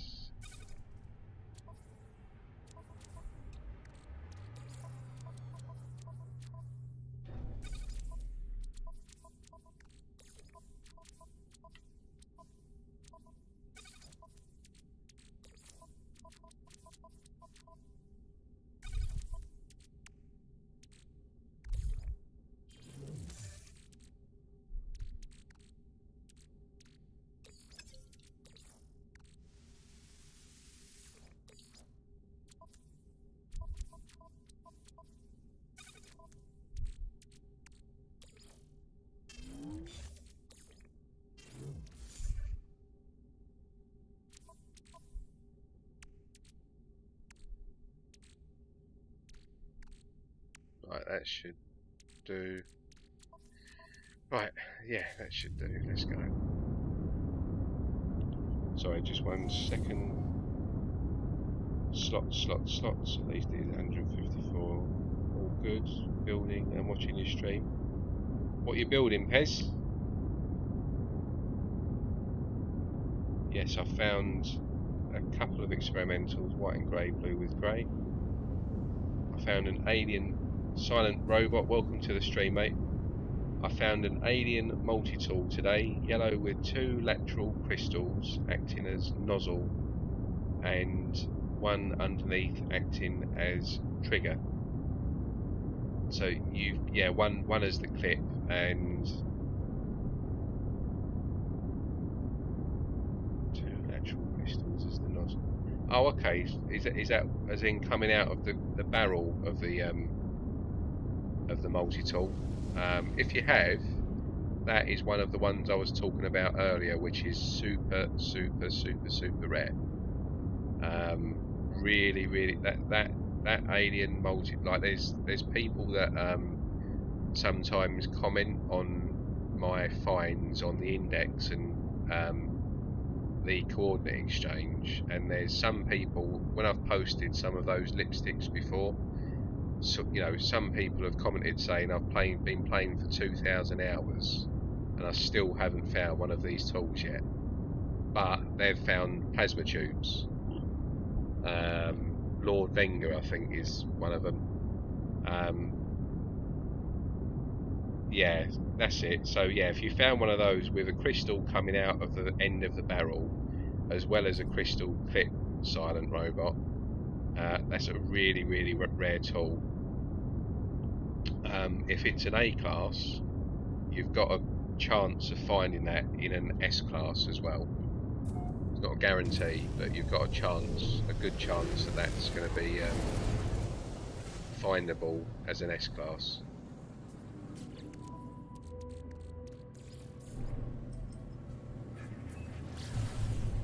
They're very sought after, they are. It's an S class, yeah. Yeah, well there we go.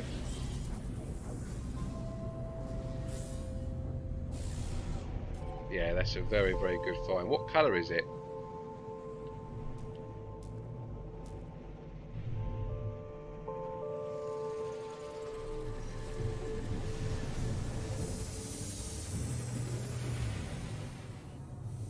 Building something for the bee challenge, micro challenge event at the Beetle Hive. Oh, nice. So he's probably going to show that on his channel in the next few weeks, isn't he then? Like all the different entries for that. So I'll keep an eye on that. But as you know, I watch Beeble's videos all the time. He's a nice guy as well. He's alright. From what I've seen anyway.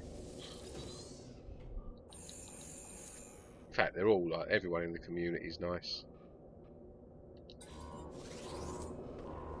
That's the good thing about this game, is it's quite a good community. Right, yeah, I'm going to run this in.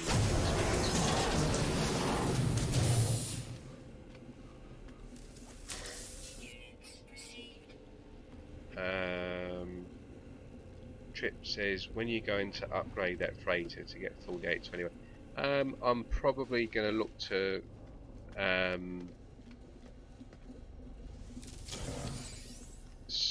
do that in the next stream.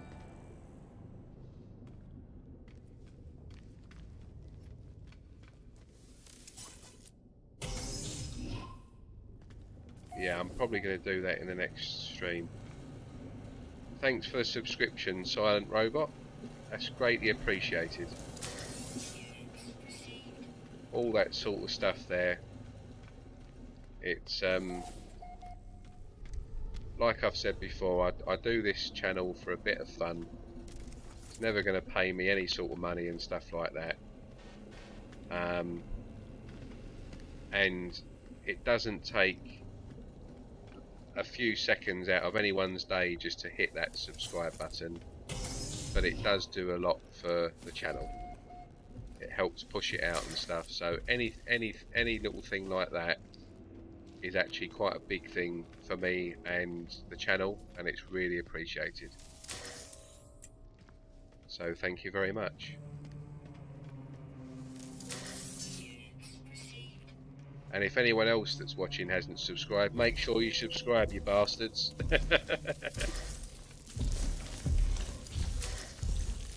I'm only playing.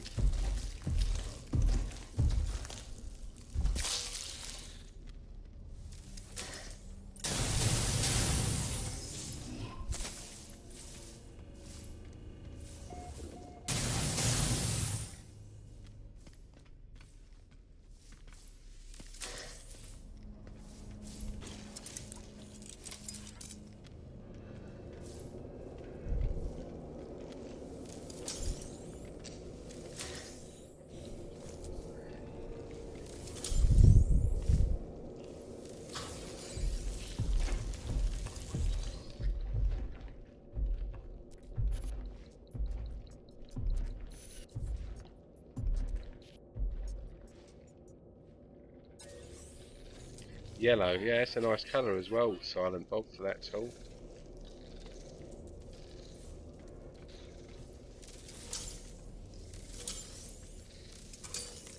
Yeah, but super rare, mate. They are definitely, it's definitely a close call between them and the plasma tubers.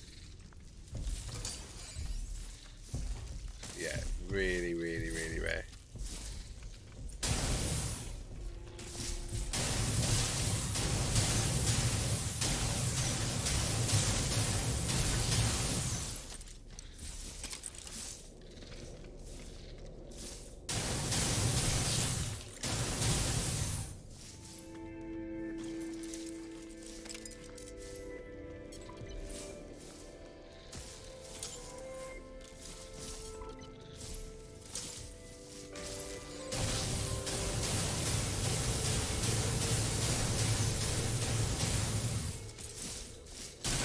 Kind of where on normal mode you want the plasma launcher. No fucking way I'm using that on Permadeath. No way. You've got to have balls of steel to run around, you know, deep into the game on Permadeath with one of them.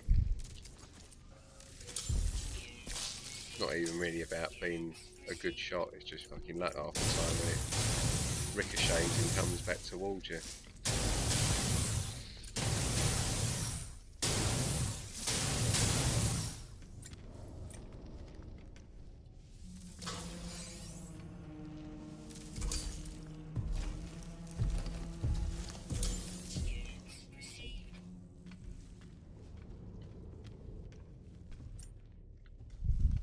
Yeah, so anyone that's new to the game, pink is a dead end. Sort of cool blue is the way to go. So that's go, that's no. Pink no, blue yes.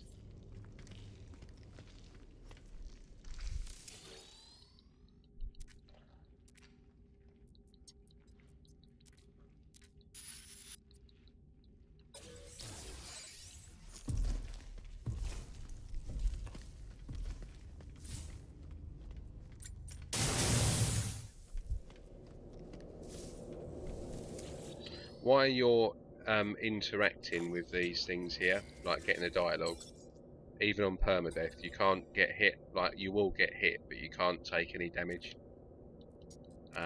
You can't die.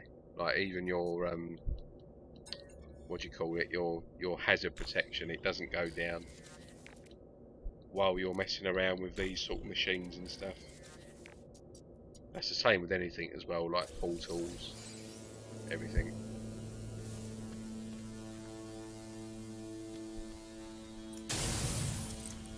So yeah, you wouldn't go this way, but kind of if you're still like me, looking for these boxes here, these are the boxes where you get the random base parts that you can use like to build on your freighter and stuff. So it's still worth checking these if you're still looking for base parts, which I am.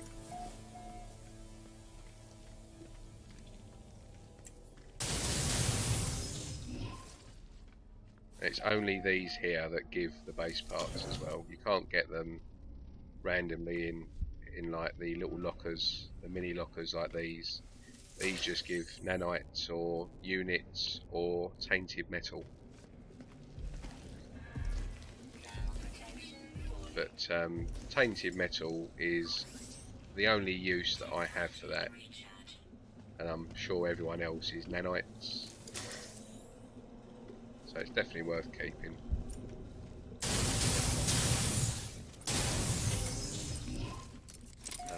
And I still don't think that there's a way of kind of in advance of being able to tell if you're on an S-class derelict freighter. There might be, but I don't know of one yet myself. It's kind of just luck. I'll tell you what, it's bloody hard as well to find an S-class derelict freighter. You can spend hours doing it.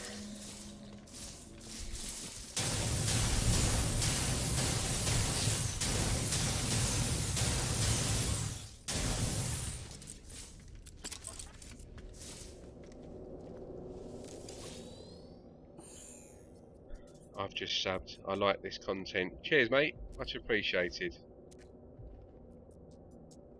I liked it when he beat Bob. Yeah, that was. I'm not mad on the on these sort of challenge streams because they are quite repetitive. Like, I mean, I've done repetitive stuff with multi-tools. I get it. It's not like not everyone wants to watch it, but they are quite funny. That one when he beat Survival Bob was good. Have they beaten? Didn't I see Jason Plays beat Beeblebums though? Has that been beaten or not? Because I know Beeblebum beat Beebs beat Bob, but I think then Jason Plays beat Beeble, didn't he? Or have I got that wrong? I don't know. Pretty sure I saw someone beat him. I might try that actually myself. It's just a bit of fun, isn't it? It's a weekly micro challenge for improving building techniques. We do them every week. This week is build a wooden shack to you. So I'm assuming that you get all of that info and like the heads up on it from Discord. Because you don't really see him mention that much on his streams, do you? Or do you? I must miss it. Half the time I'm probably too fixed on the game when I'm watching his streams.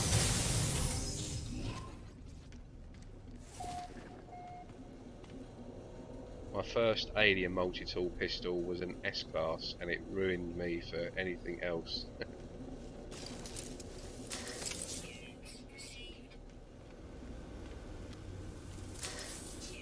Yeah, it's totally lucky. Whenever you get an S-class as a first spawn as well, so rare. People don't appreciate how rare that is. I've had probably 5 or 6, maybe more than that. I mean, it's probably nearer to 10 cabinets that kind of literally as soon as you land on the planet and go to your first settlement, it's an S-class. Doesn't happen a lot, trust me. Right, I want to see if this is an S-class. So I'm gonna. That's probably more important to me at the moment. Oh damn it, A-class.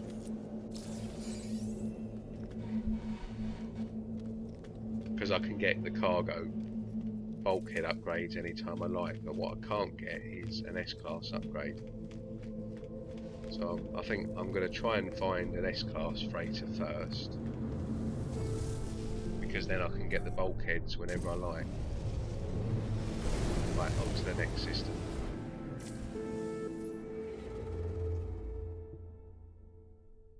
Zombie Slayer beat the time. Ah, yeah, I thought I saw somebody had beat the time.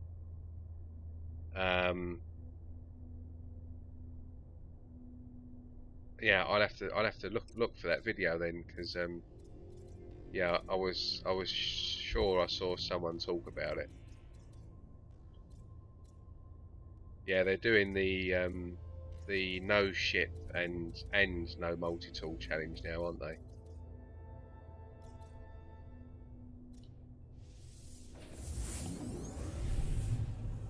I still think that one of the tough challenges would be to go completely HUDless on Permadeath. Totally HUDless and just see how you go. Doing what they do, like the no multi-tool and stuff.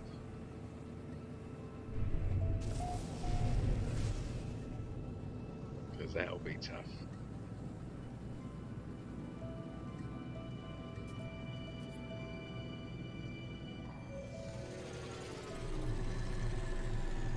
No worries, Sub-Cypher, but thanks for joining, much appreciated. Enjoy the rest of your evening, and obviously enjoy the next 48 hours off from the world, man. If you don't work at the weekend, enjoy it.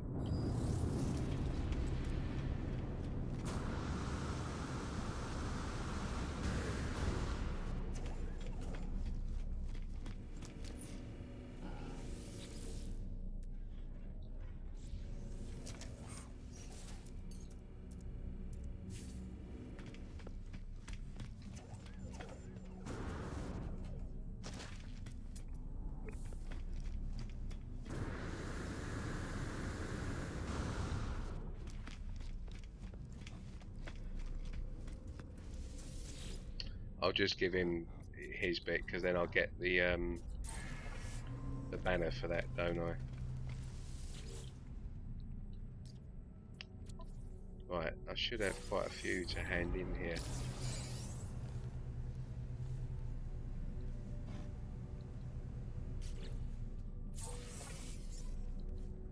Starship shield batteries.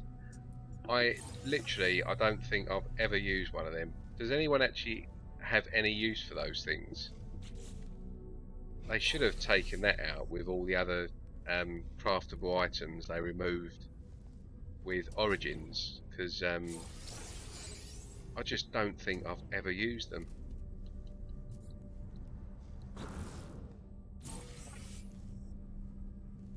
I just don't know why you would need to use them, sort of thing. Especially if you've got sodium.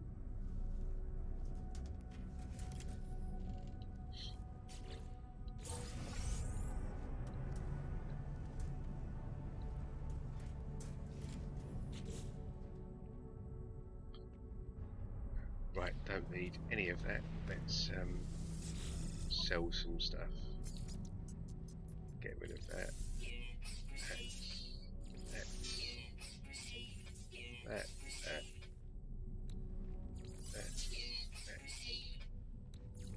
Yep. Yep.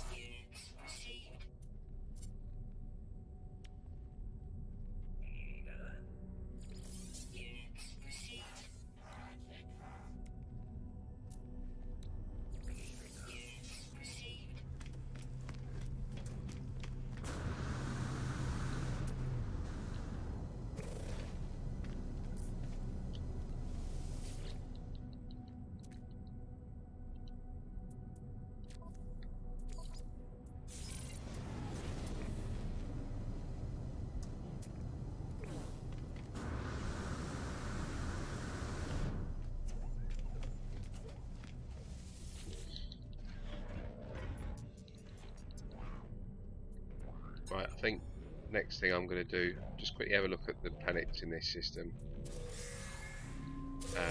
And then I'm going to see what the Nexus mission is. I doubt it, but I'll see if the weekend mission has somehow sorted itself out. Yeah, I'll sell that. Get refining, put that in first.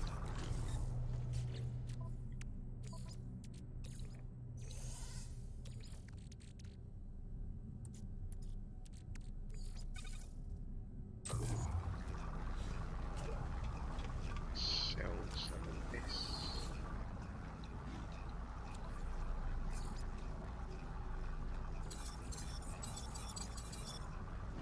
$30,000. Getting there, slowly creeping up.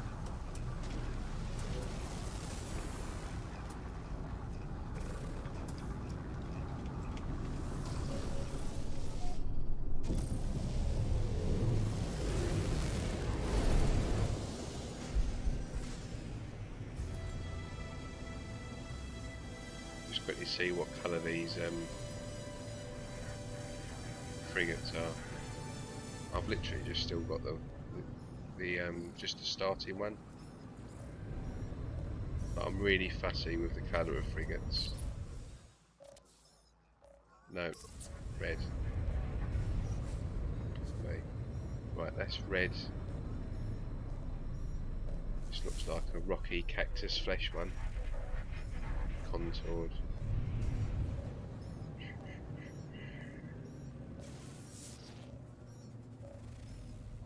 Starbulb, right, let's see what this one is. It's a tri-star system as well. Go on, be the one.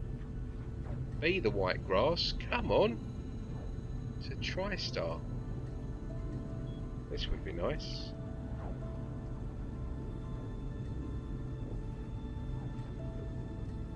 It's not a storm, it's looking white.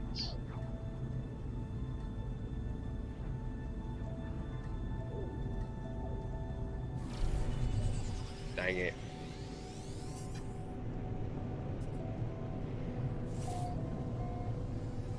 No way that's white, is it?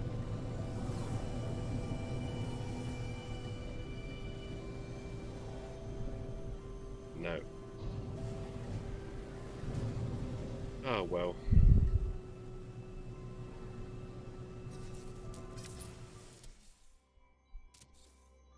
It's a yellow. Ugh. Definitely not for me.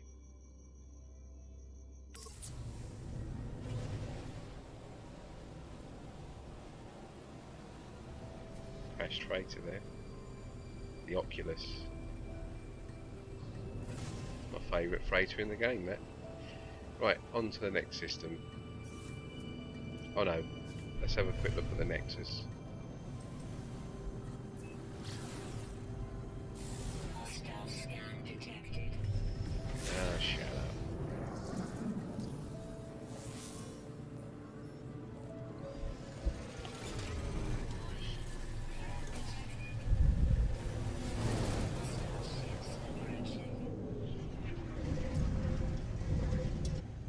No worries, Trip. Thanks for joining. I'm glad that we've got you involved a little bit in the old multi-tool hunting. It's always good when someone else joins the community on that.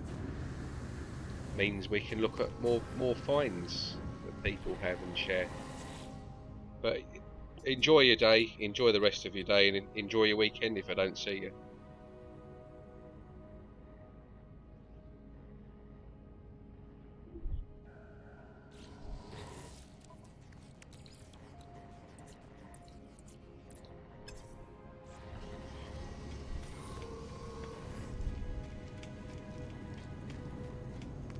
Yeah, so that weekend mission is still screwed, isn't it? Definitely didn't show there for me.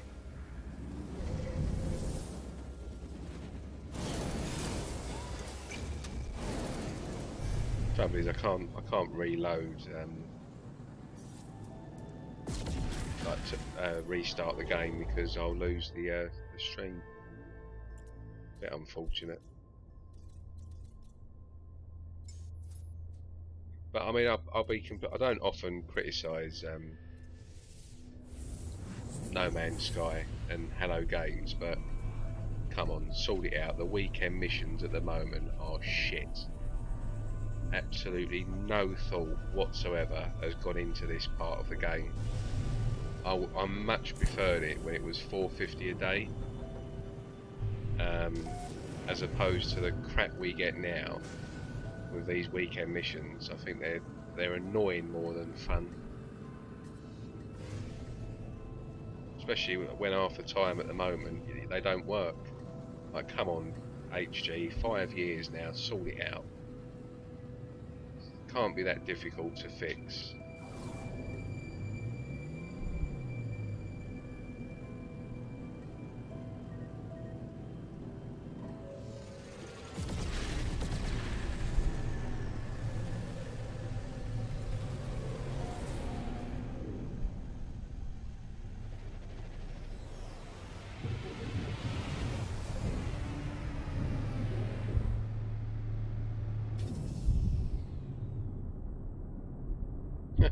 I've just noticed this ship with this tail looks like a duck from the if it flew back to front the other way round. When it lands, it comes together, doesn't it, like a duck beak? If it flew kind of now towards the left of the screen, it's like a flying duck, isn't it? I'm not going to be able to unsee that now. God.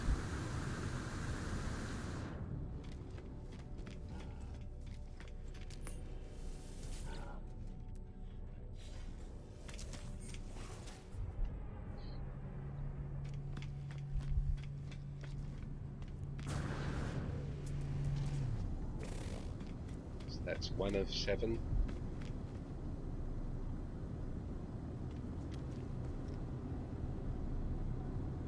No, taking too long. So I'll quickly, for any new people that haven't seen how I ship hunt, I'll go into first person mode, and then if you use your D-pad, you can see just bottom right there where I'm looking, you can scroll through the various ships. So there's a long nose there. So where's that? It's over here. So let's see what colour it is. I don't give a shit about class at this point. I'm just interested in what colour it is. So that's the McDonald's, isn't it? Where's it gone? Yeah, so this looks like the yellow and red. I call these McDonald's ships. Yeah, that's a Ronald McDonald. I don't like that colour combo. Quite a few people do though, but it's not for me. Just reminds me of McDonald's. So what I do is, when I'm looking for ships, I don't land on any planets or use the space station. Just pulse until this guy here disappears on the right, like he just did. Then call your freighter in, and then the next wave of ships starts spawning. So there we go. Hauler, hauler, shuttle, hauler, hauler. There's that long nose again. And if you just, it will show up as a blue arrow. See the blue arrow? So that's directing you to where the ship is. There it is. So if you want to check what ship it is, colour-wise, you just fly and go into camera mode. But what is this? Is this a Gex system? Viking. Right, so I've seen all the haulers, and I've seen 3 of the fighters. So I'm not going to see any more there. So I now move on. Pulse until this guy on the right disappears, like he just did. Right, you've got to kill. This interrupts the process, because you've now got to kill the pirates, unfortunately. But even with interruptions, this is still quicker than going down to a trade post, putting a save beacon down, waiting for the waves to come in, reloading a save, waiting again for the waves to come in. This is just a much more quicker and more interactive way of ship hunting. So there we go. Quickly pulse, get away from this mess. Call him back in.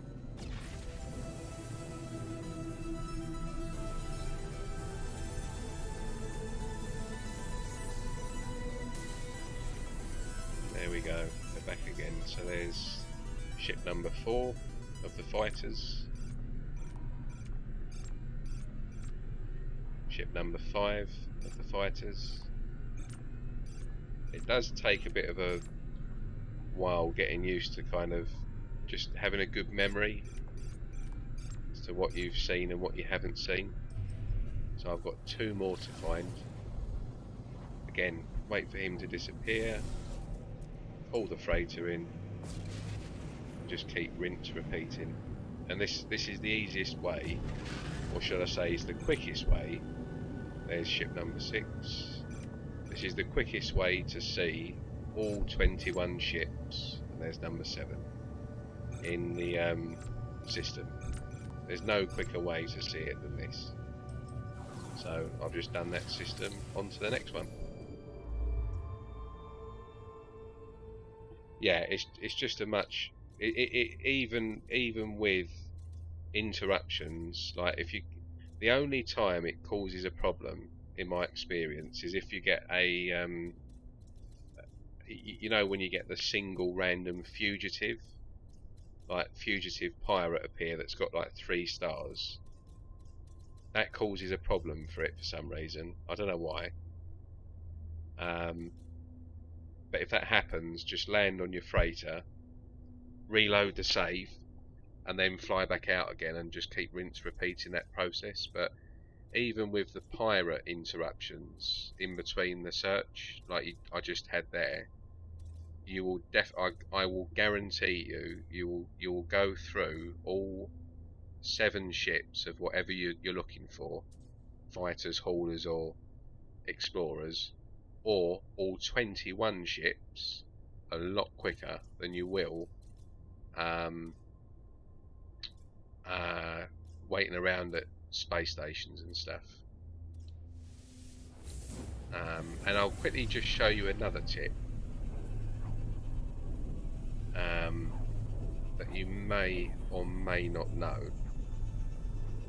Get your photon cannon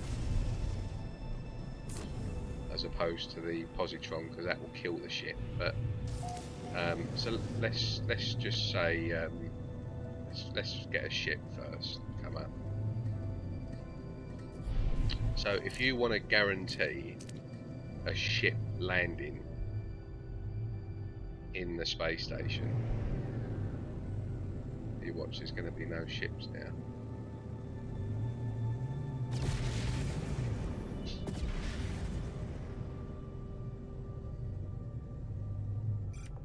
Right, here we go.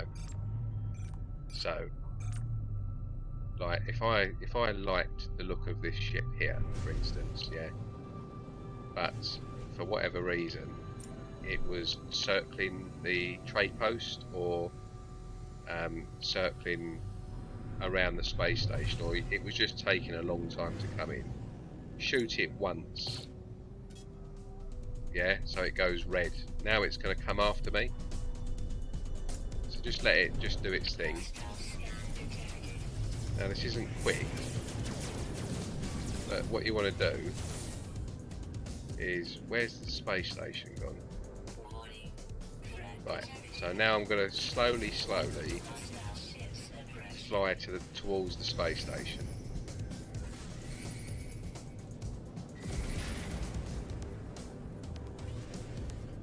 Yeah, I'm just using my boost.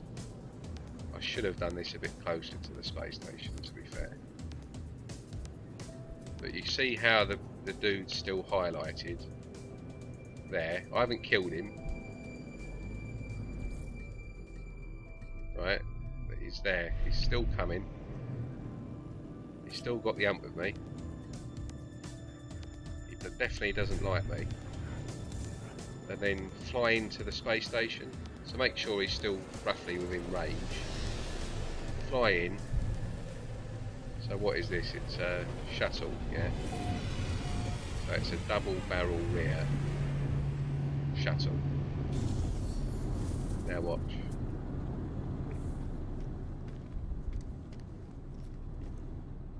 This will probably be the only time ever it hasn't done it now, won't it? But just trust.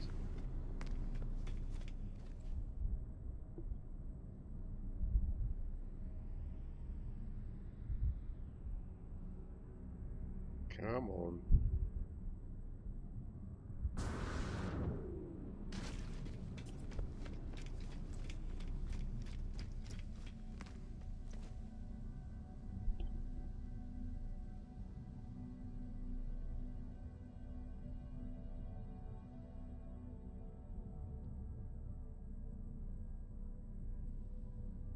Now, one of these ships coming in now, I will guarantee one of them is that double barrel rear shuttle.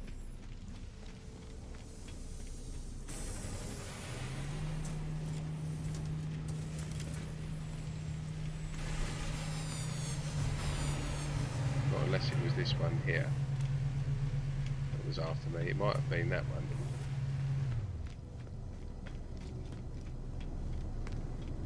Let me just check, make sure the next wave. But basically, the ship that you shoot once when it goes red, if you go to the space station, I'll try it again with one more, just to double check we got the right ship. So what's this one here? Right, this is a red. Right, so we'll shoot him once. So he's now going to come after me. Yeah, so that's definitely a hauler. So that's a fan wing hauler.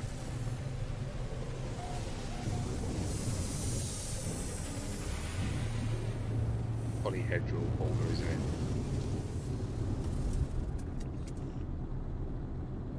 Right, so now let's see if he follows me in.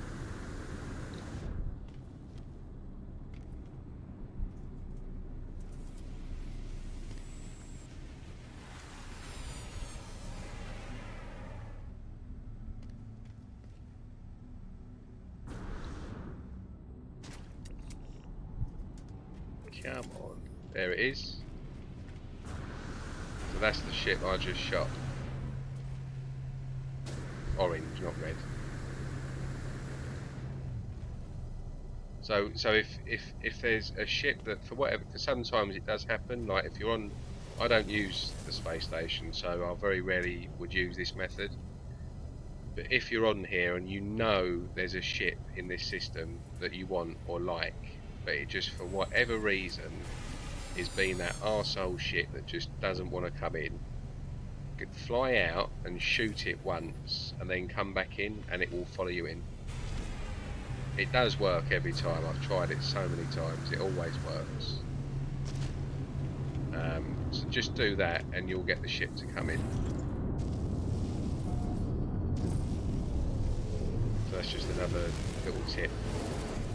But you've got to, you can't like be a million miles away. Like you can't like go to this planet here, shoot a ship, and then just pulse back to the space station. You've got to keep the ship within range. So you could shoot a ship at this planet like miles away, and then just very slowly fly all the way back to the space station. But there's no point because it will just take forever. But if you're struggling to get a ship into the space station, just fly out, shoot it, and it will follow you straight back into the station. It will generally come in that next wave of ships, and it does work like every time. As I said, I've tested it so many times, and it's never failed. I think on that first one there, I just got the shuttle model wrong.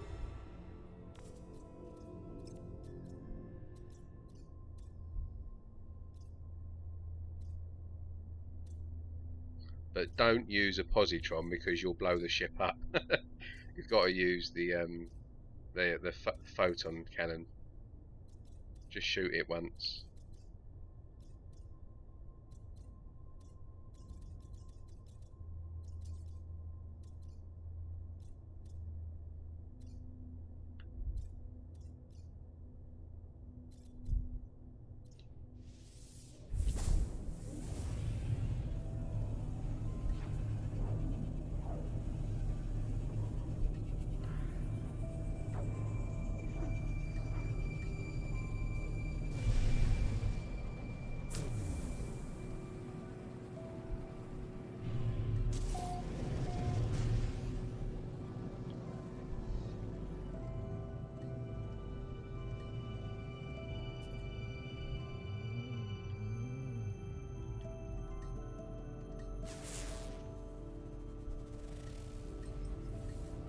This could be quite a nice colour.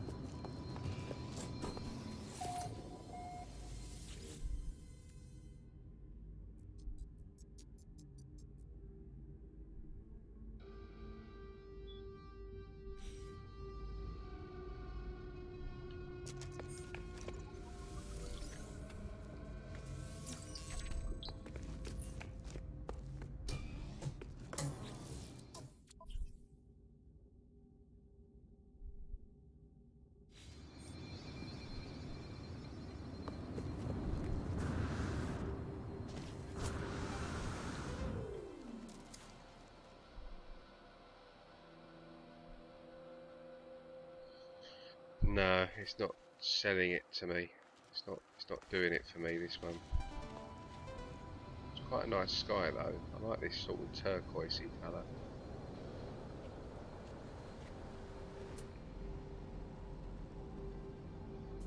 Fauna regular, light showers. It's not bad.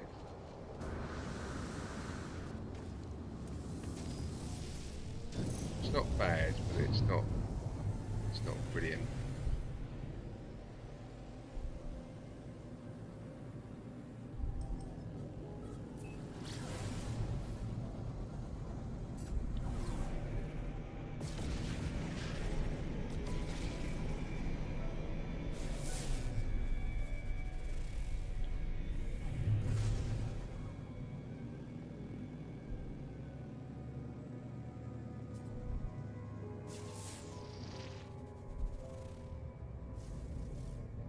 Vermilion glow.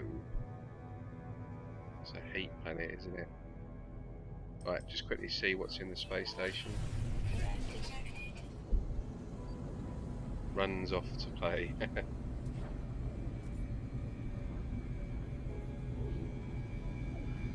Well, I definitely haven't found home yet on this stream. It's a bit annoying.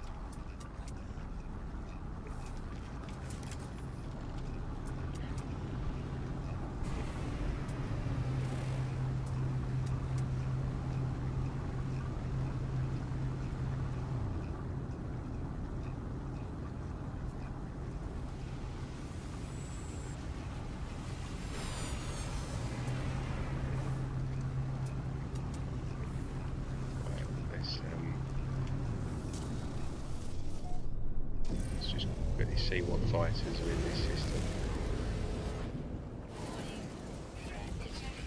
Ah, right, so this is what I'm talking about. So now, because that fugitive has appeared, there should be a load. You can hear the ships trying to show up on the screen, but they don't. So this is the only time when this method becomes ever so slightly flawed. So you basically need to reload a save. So like if I reload a save now, it will stop. It will go back to normal again.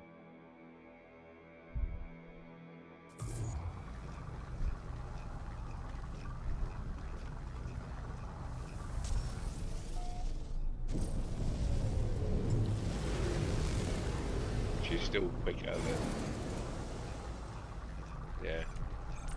all the other methods. So there's just 2 ships showing there.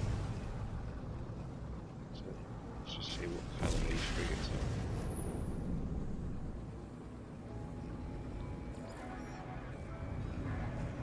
God, it's the worst colour in the game, blue and red. So yeah, look, if we go pulse again, wait for matey to disappear, falling freighter,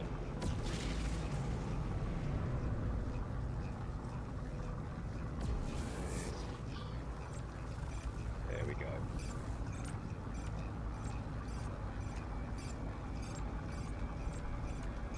So two different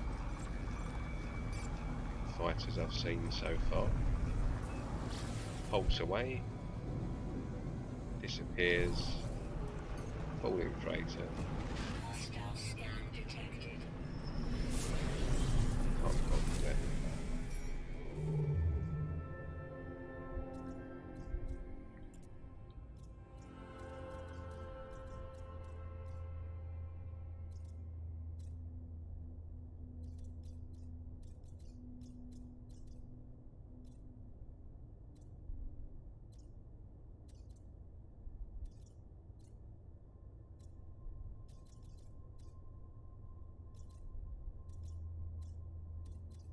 Right,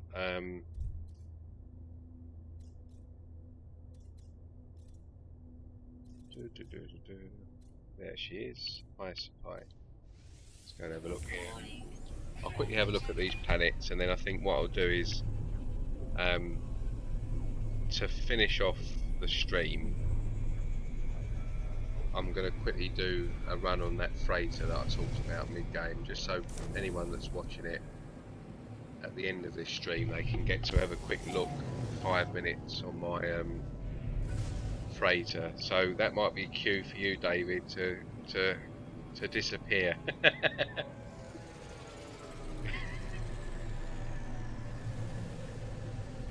I'll quickly do a very quick tour for anyone that hasn't seen my pride and joy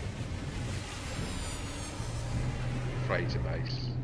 I'll quickly show you in a minute. I'm just going to see what planets we've got and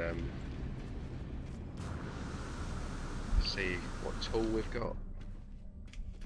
I'm not going to bother tool hunting at all. It's just if I see an S-class, then you definitely have to have a look, but I'm not fussed.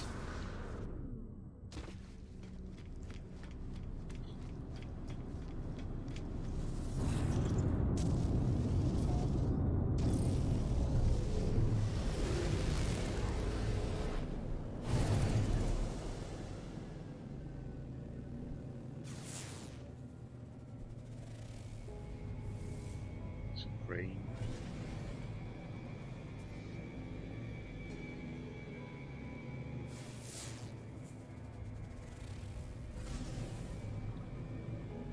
Hostile scan detected. Let's see what this is. Warning. Threat detected. Hostile ships approaching.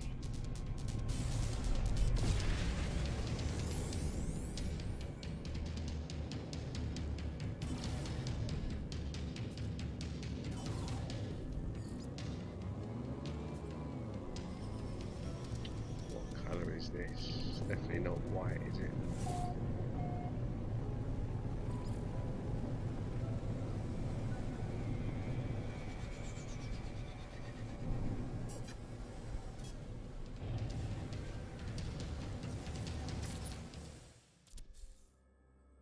It's that yellow sky again.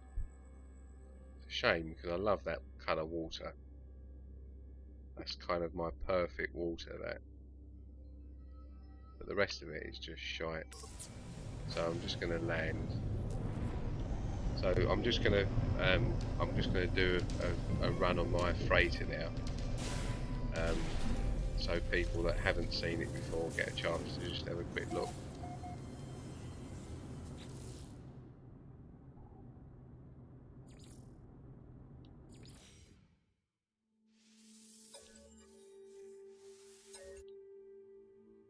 So it's on my survival play.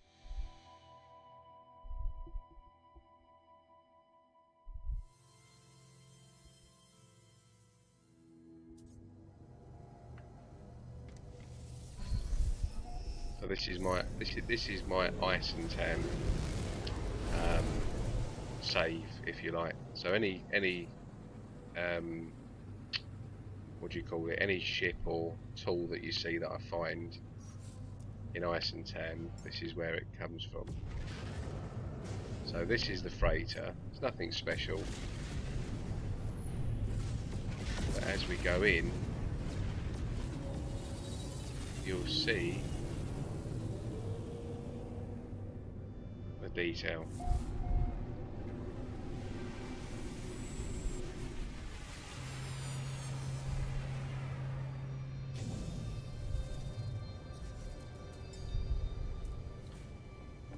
So yeah, I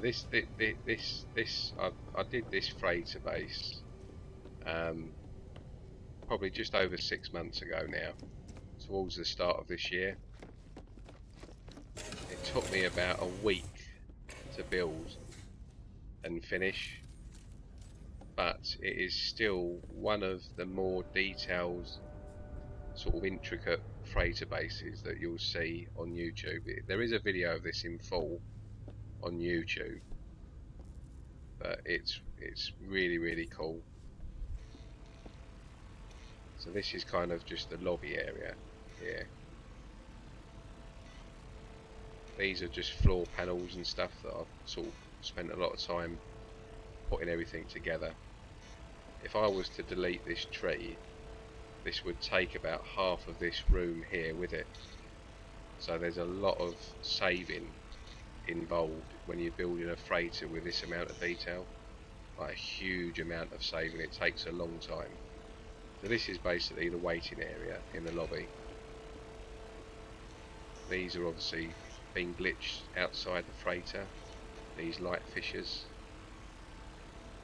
And as we go in, we've got a bit of detail here. And we come to the main entrance of the control room. So this is like the bridge.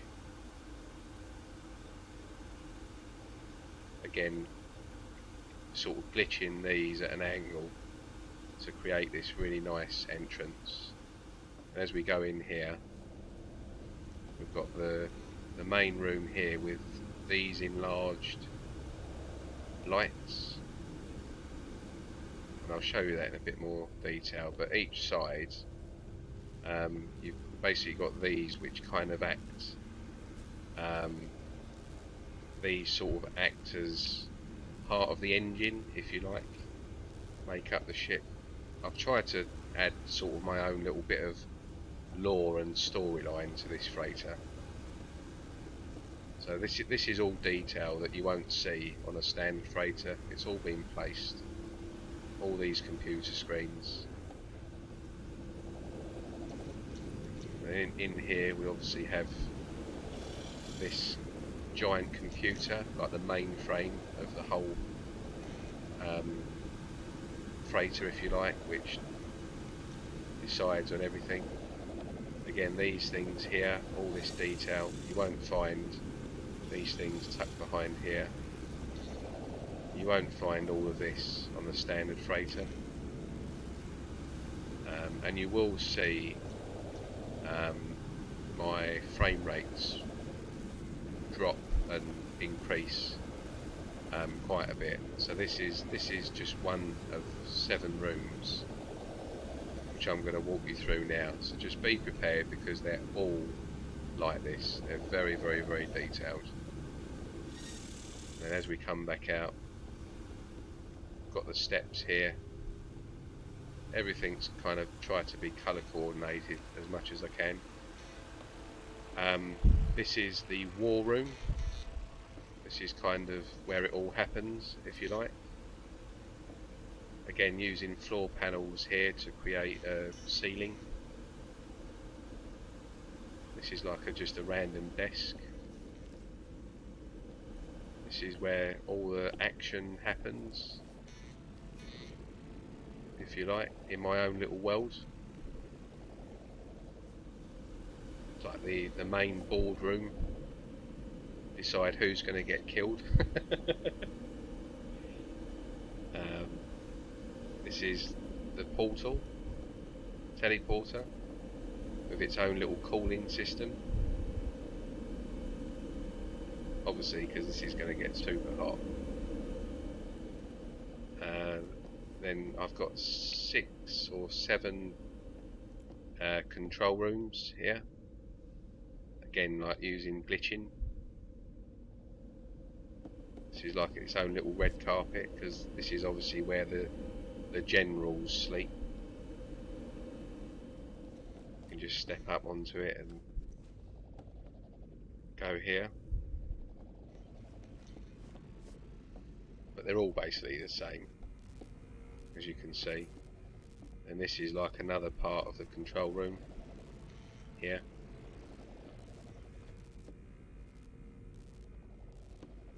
This is like the trophy cabinet, and these have been glitched on the floor. That's obviously just the standards, what do you call it, the exocraft room. So I'm not going to go just through there just yet. I'm going to take us now, as you can see, look, I'm running now, and the frame rate is okay. It's not too glitchy. I do play on PC, but it's by no means an exceptionally powerful card, and there's no issues, yeah. So I'm right at the limit at the moment of what this can handle. This is the storage area. So these are my little robots. Basically go up and down this line here. In my own little world, this is all, of course. Just storing everything. So I've got this, I can interact with all of this. Then this is the captain's quarters up here. So this is where the captain sleeps. He's a bit of a diva. Little gun cabinet there. But all the little detail you won't notice, like, unless I point it out. Even these little panels with the little lights on all round the entire room. All the little things like that, they all add up to a lot of time and detail put into this. So this is the captain's area. He's got his own little double bed, storage, and obviously all beautified. His little desk here, nice mirrors, whatever these things are. Sort of scaled down these lights. He's got his little fish tank. He's got his own surround sound, so I make these like speakers. So one there, on here. And these are just basically placed onto a side panel, and these are placed on top of that. That's all quite easy stuff. So that's that. Then as we go through, we've got the storage rooms. So I keep refiners inside, but there's storage barrels everywhere. So if I want to collect my nav data, this is just where all the storage stuff happens, if you like. So I've got a lot of storage barrels. but all nicely placed. They're not just like random. They're all placed like, you know, on top of things and stuff. And then we come into the warehouse. This is where in my sort of own world, my story, if you like, this is where all the larval core alien stuff gets made. So I use these aliens in here. They're the eggs at the back, getting ready for each one of these to produce the larval cores. So I've got 3 of these. This is like the warehouse. This is where it's all stored.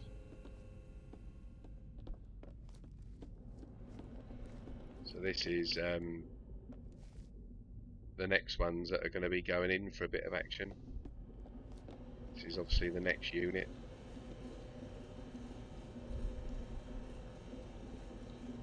And it's just all little details. More storage. More storage. I've tried to make it look quite warehousey, so it's not perfect. Like, you know, the odd barrel sticking out here on its side. Random ones here, sort of thing. So it gives it a bit more of a sort of random look, if you like.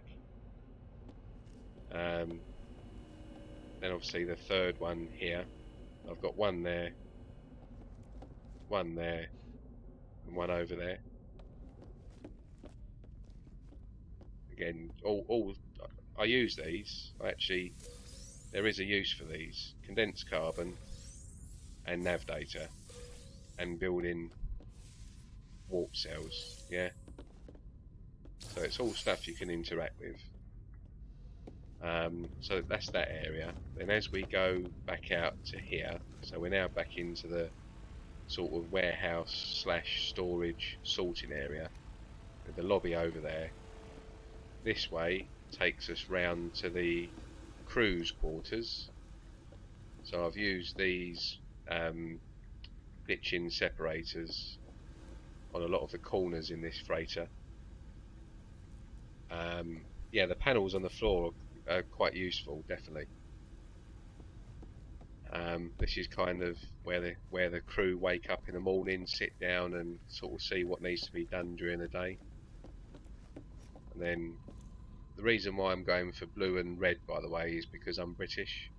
So it's to do with like the Union Jack flag. So you'll see quite a bit of this sort of colour coordination. It's HMS ship. So this is the crew's quarters.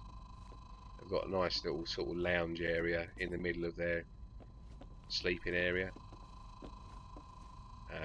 So these are like the beds. It's all the same.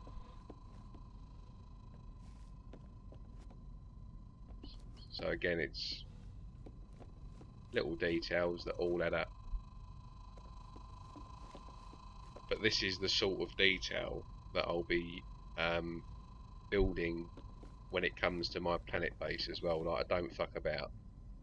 When I build something, I'm not a great glitch builder, but I will go full out on detail. Like, there'll be a little bit of a story. And this is my kitchen and my gallery.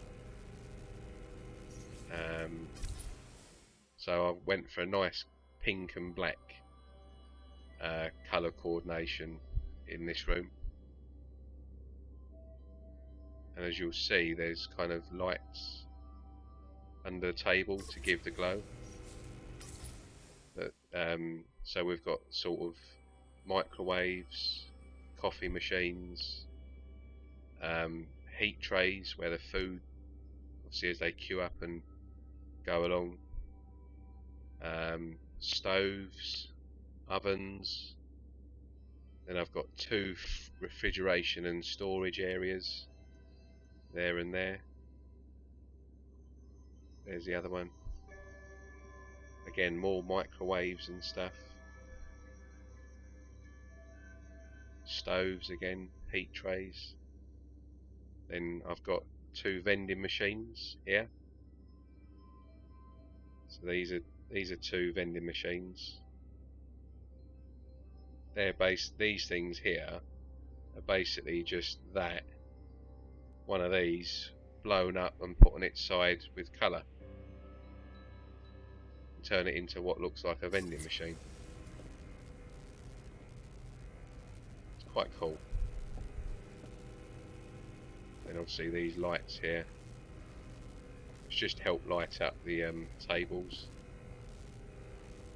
Then as we go along here, we get to the science lab. So there's a story to this room, and this is kind of all linked to the warp drive reactor, which I'll take you through when we get there. So we've got these little robots here and here, just like little science things.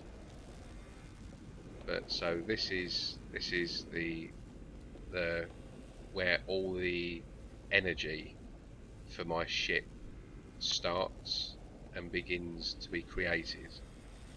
So it starts with so it actually starts with this here, with this unit here.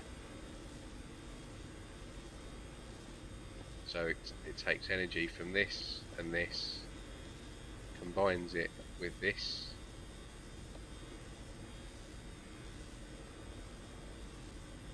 quite a bit of detail, and it goes from here and here, through here, into this computer management sort of area here, into this piping round here, into this, just transferring all the energy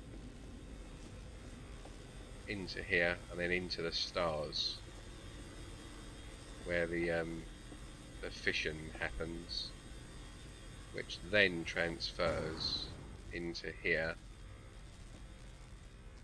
which then keeps transferring down this corridor, and I'll get to that side in a minute, and I'll come back up here and show you what it's all about.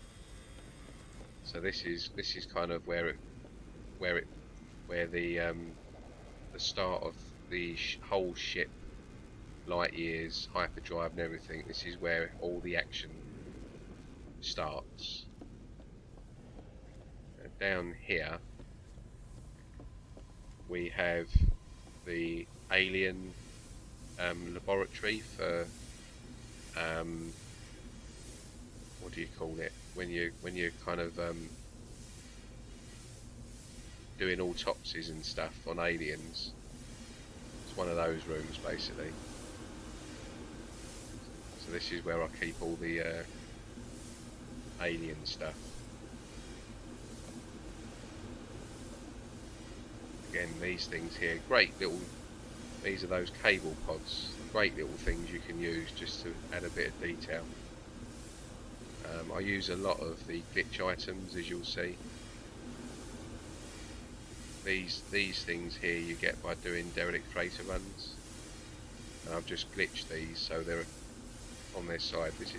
Each one of these probably took about half an hour to get right, because there's quite a few different base parts to make this one unit, and to get it so it's looking like it's, you know, working, sort of moving parts and stuff. So I've got a few of these. It's just a cool little nice neat room. Guns up there in case anything goes wrong. Obviously these are getting ready to be placed in there for experiments. Then we come into the nightclub. So this is the bar with a really cool dance floor, disco. It's got like a little plasma TV in here. It's got the few trophies, few glitch items. Old dance floor. This is the bar. Come in here and have a little boogie. I like that dance floor though, it's quite cool. but again making use of floor panels. And we come down here, so this was the war room through here. So we come through here, left is the nightclub or bar, and right is the medical area. So this is where all my NPCs are. So I've got the farm guy there, got the this guy here, the science guy, but I use him to sort of be part of the trauma bay medical area, little robot arms and stuff. Then I've got these appearance modifiers, which actually work, by the way. So you can, I get in. You see all the arms come down.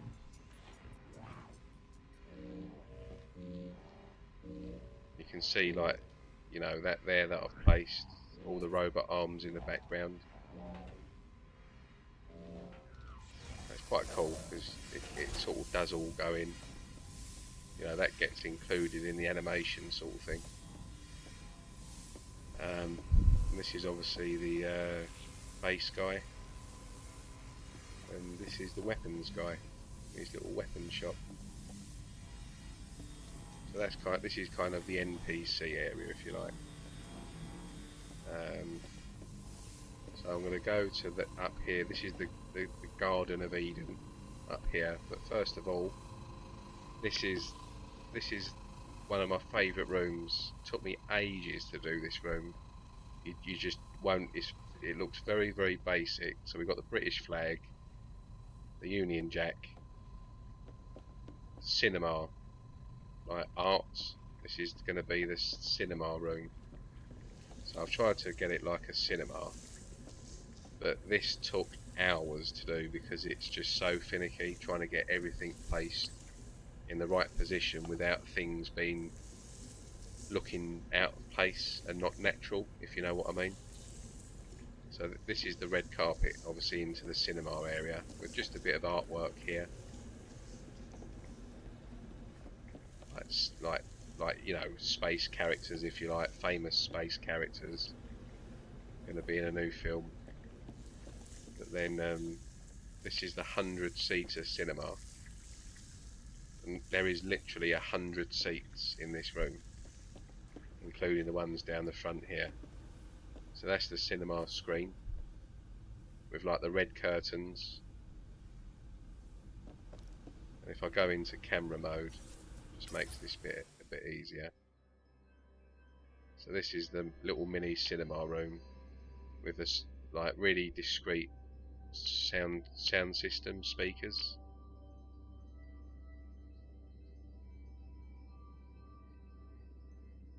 Ones at the front here, these are all the cheap seats, obviously. And then at the back we've got the projector here. And then if you look down, doesn't that look good? I think that looks great. Really cool. Like the way it slopes down like a cinema. It just looks like a cinema.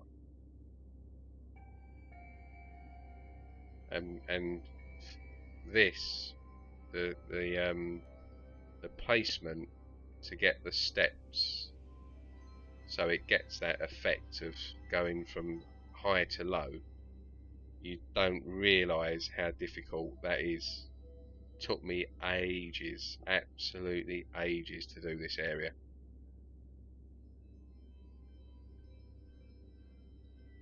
And you can do this on a planetary base as well. Yeah, you just need like a square room and away you go. You know, there's no reason why you can't build any of what you've seen on here on a planetary base. No different whatsoever. Easily done. This room here didn't require any glitch building at all. These are all just standard parts that have been placed. No glitching. just resized and carefully placed. It's pretty cool though, isn't it, that one? I'm quite proud of that room. I think I was one of the first to do a cinema room. I've seen quite a few now.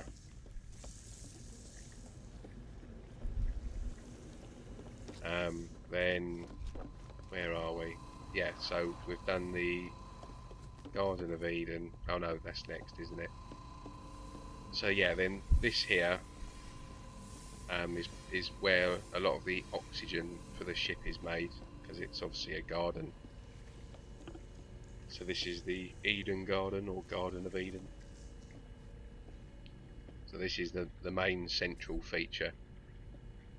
This is basically the terrarium, but I've glitched in 3 trees.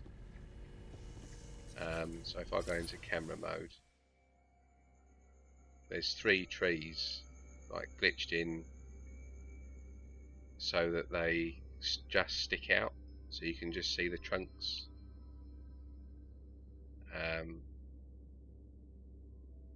Again, if I removed one of these trees, it would take half of this floor here with it. So it's one of them things where you've got to just constantly keep saving your game after every single placement. If you're happy with where things are placed, sort of thing. Really tricky on a freighter. But yeah, these things have been glitched in. Eggs round the side. You can sort of sit here if you want.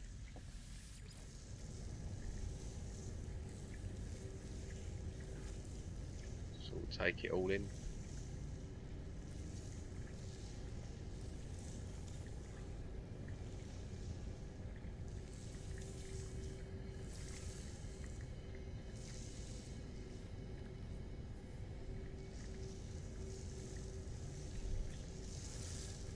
Hundred chairs, I'll be dropped to the planet below. They have improved it though since the last few updates with that. It's a lot better than what it used to be. I've never actually really had any problems. So for old people that have seen the freighter base, this is probably their favourite room. This is the warp drive reactor. So remember that room that I was in before with the star and everything? This is what helps power this. This probably took me at least a few hours to do. So this is the warp drive reactor. So that there is the warp drive. There's that corridor. So basically, like if we just go through here, I'll show you what I mean.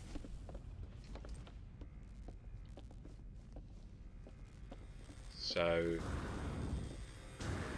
the energy starts here, here into here, round here, computers, into here, carries on through the pipes, into here. This is where the fission happens, and it goes from there into here, down here, all the way along here, into here with the computers, into here, and then finally from the back there we get the action happening here. And then it goes from down here, as you can see it moving there, into here, then through here, and sort of just see it moving across, and then into here. And that is the warp drive reactor. Very, very detailed. Got the pipes here, pipes there, so there's a lot of glitching here. basically, to get all this right. A lot. Like that's been glitched. There's a glitch up there. This is all like, what do you call it? Radiation signs, radioactive. See more pipes here. I've got pipes sticking out there and there. I've tried to make it, do you know what I mean with this base? I've tried to make it so everything sort of fits, and there's a reason why everything is placed where it's placed, sort of thing. They're not just sort of stuck there because it looks nice. It's stuck there because it makes it look like it should be there. Does that make sense? That's what I've tried to do with this base build. I've got about 2 or 3 other freighter base builds which are pretty detailed like this as well, but this is probably the biggest one that I've done because I do like a freighter base. And I will, by the way, be building a brand new freighter base on this Permadeath stream once I've got the S-class. I'll be doing a not as big as this, because it's going to be one that, you know, people should be able to visit, because if you try and visit this base, as quite a few people have done, they struggle with the loading, as you can imagine, because there's just so much.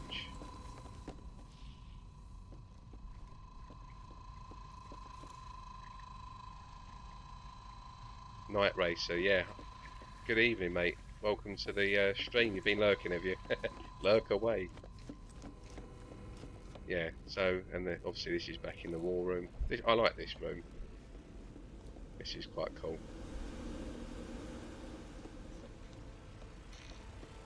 Just quickly have a little run round again so you can see again. Go into camera mode here. So this is quite cool. Nice little effect. But even these, you know, these are one panel, another one all the way around. Little details, but they all add up. You wouldn't even notice them, sort of thing. Do you know what I mean? It all adds up.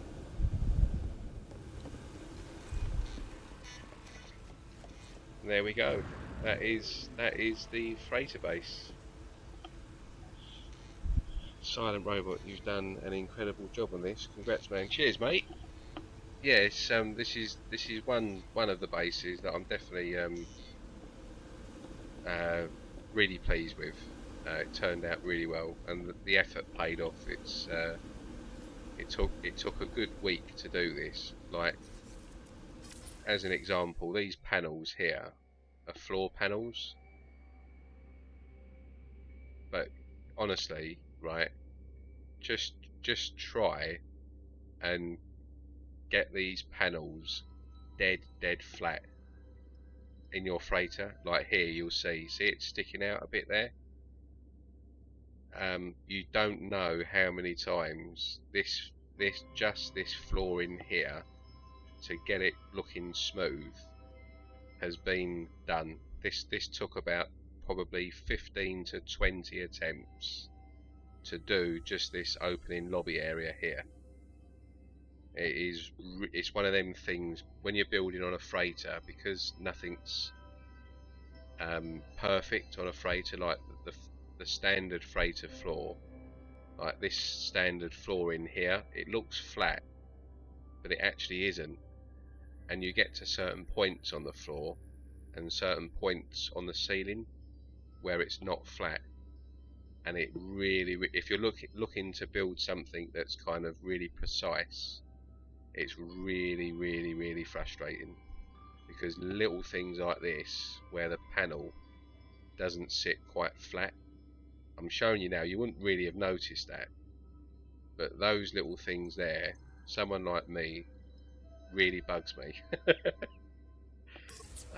So to get it right and looking right, it takes a lot of work, a lot of time, a lot of frustration. Same with these here. Even just to get the measurements and stuff, it's all like, but it's all winged. I mean, I didn't really have a plan for this. It's what I do with all my builds. I just think, right, that looks good. How can I improve it? Right, I'll do this, I'll do that, I'll do that. And then before you know it, you've got something like this.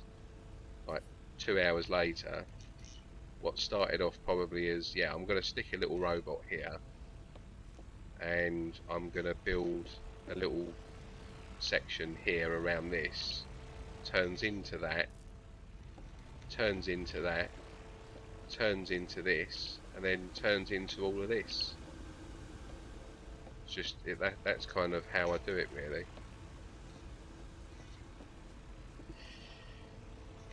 A week, if I could come close, it would take months. If I mean, I say a week, it was pretty much about 6-7 hours a day. So it was a lot of hours went into this. You know, probably, I don't know, 25-30 hours just to do all this, I reckon. Not far off of that anyway. Maybe not as much as that, but yeah, a long time. But yeah, I'm never going to get rid of this one, so I'm always going to keep this freighter, because it did take a while. But anyway, I'm going to leave it as that. I said this was going to be the last thing on the stream, was just to swap saves and give you a bit of a tour of the freighter. And I'm going to call it a night now, I think. So, yeah, look, Night Racer, feel free to take any of these ideas. You can see the full tour of this freighter, obviously without commentary, because I'm playing music. But there is a full video, about a 30-minute video of this on my channel. If you go back about, I don't know, 40 or 50 videos, it's just type in freighter base and then cinema, and you'll see one of my ones will be showing if you use the word cinema, because I made sure to include that in the title so that people could find it. So just type freighter base and cinema, and you'll see the actual full tour of the just the freighter without any kind of stream and stuff.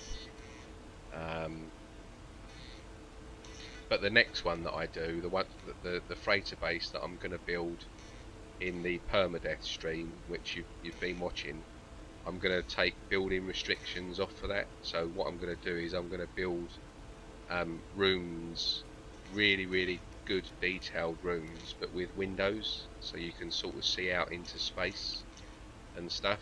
And just to give you obviously an idea, it is going to be detailed like this. Like, I do go to town on the detail, so you should find it quite useful if you're looking to get some ideas for a future base, and that will be coming up in the next few streams as well. Picking up a bunch of ideas. Yep. Why can't they implement this into the game without having? Oh no, tell me about it. And glitching is frustrating in itself as well. It's a nightmare. They should introduce room blueprints for different functions as you have done manually. Yeah. There's no reason why they can't. Definitely not. But yeah, many thanks everybody. Cheers to Night Sparrow, Calms, Night Racer,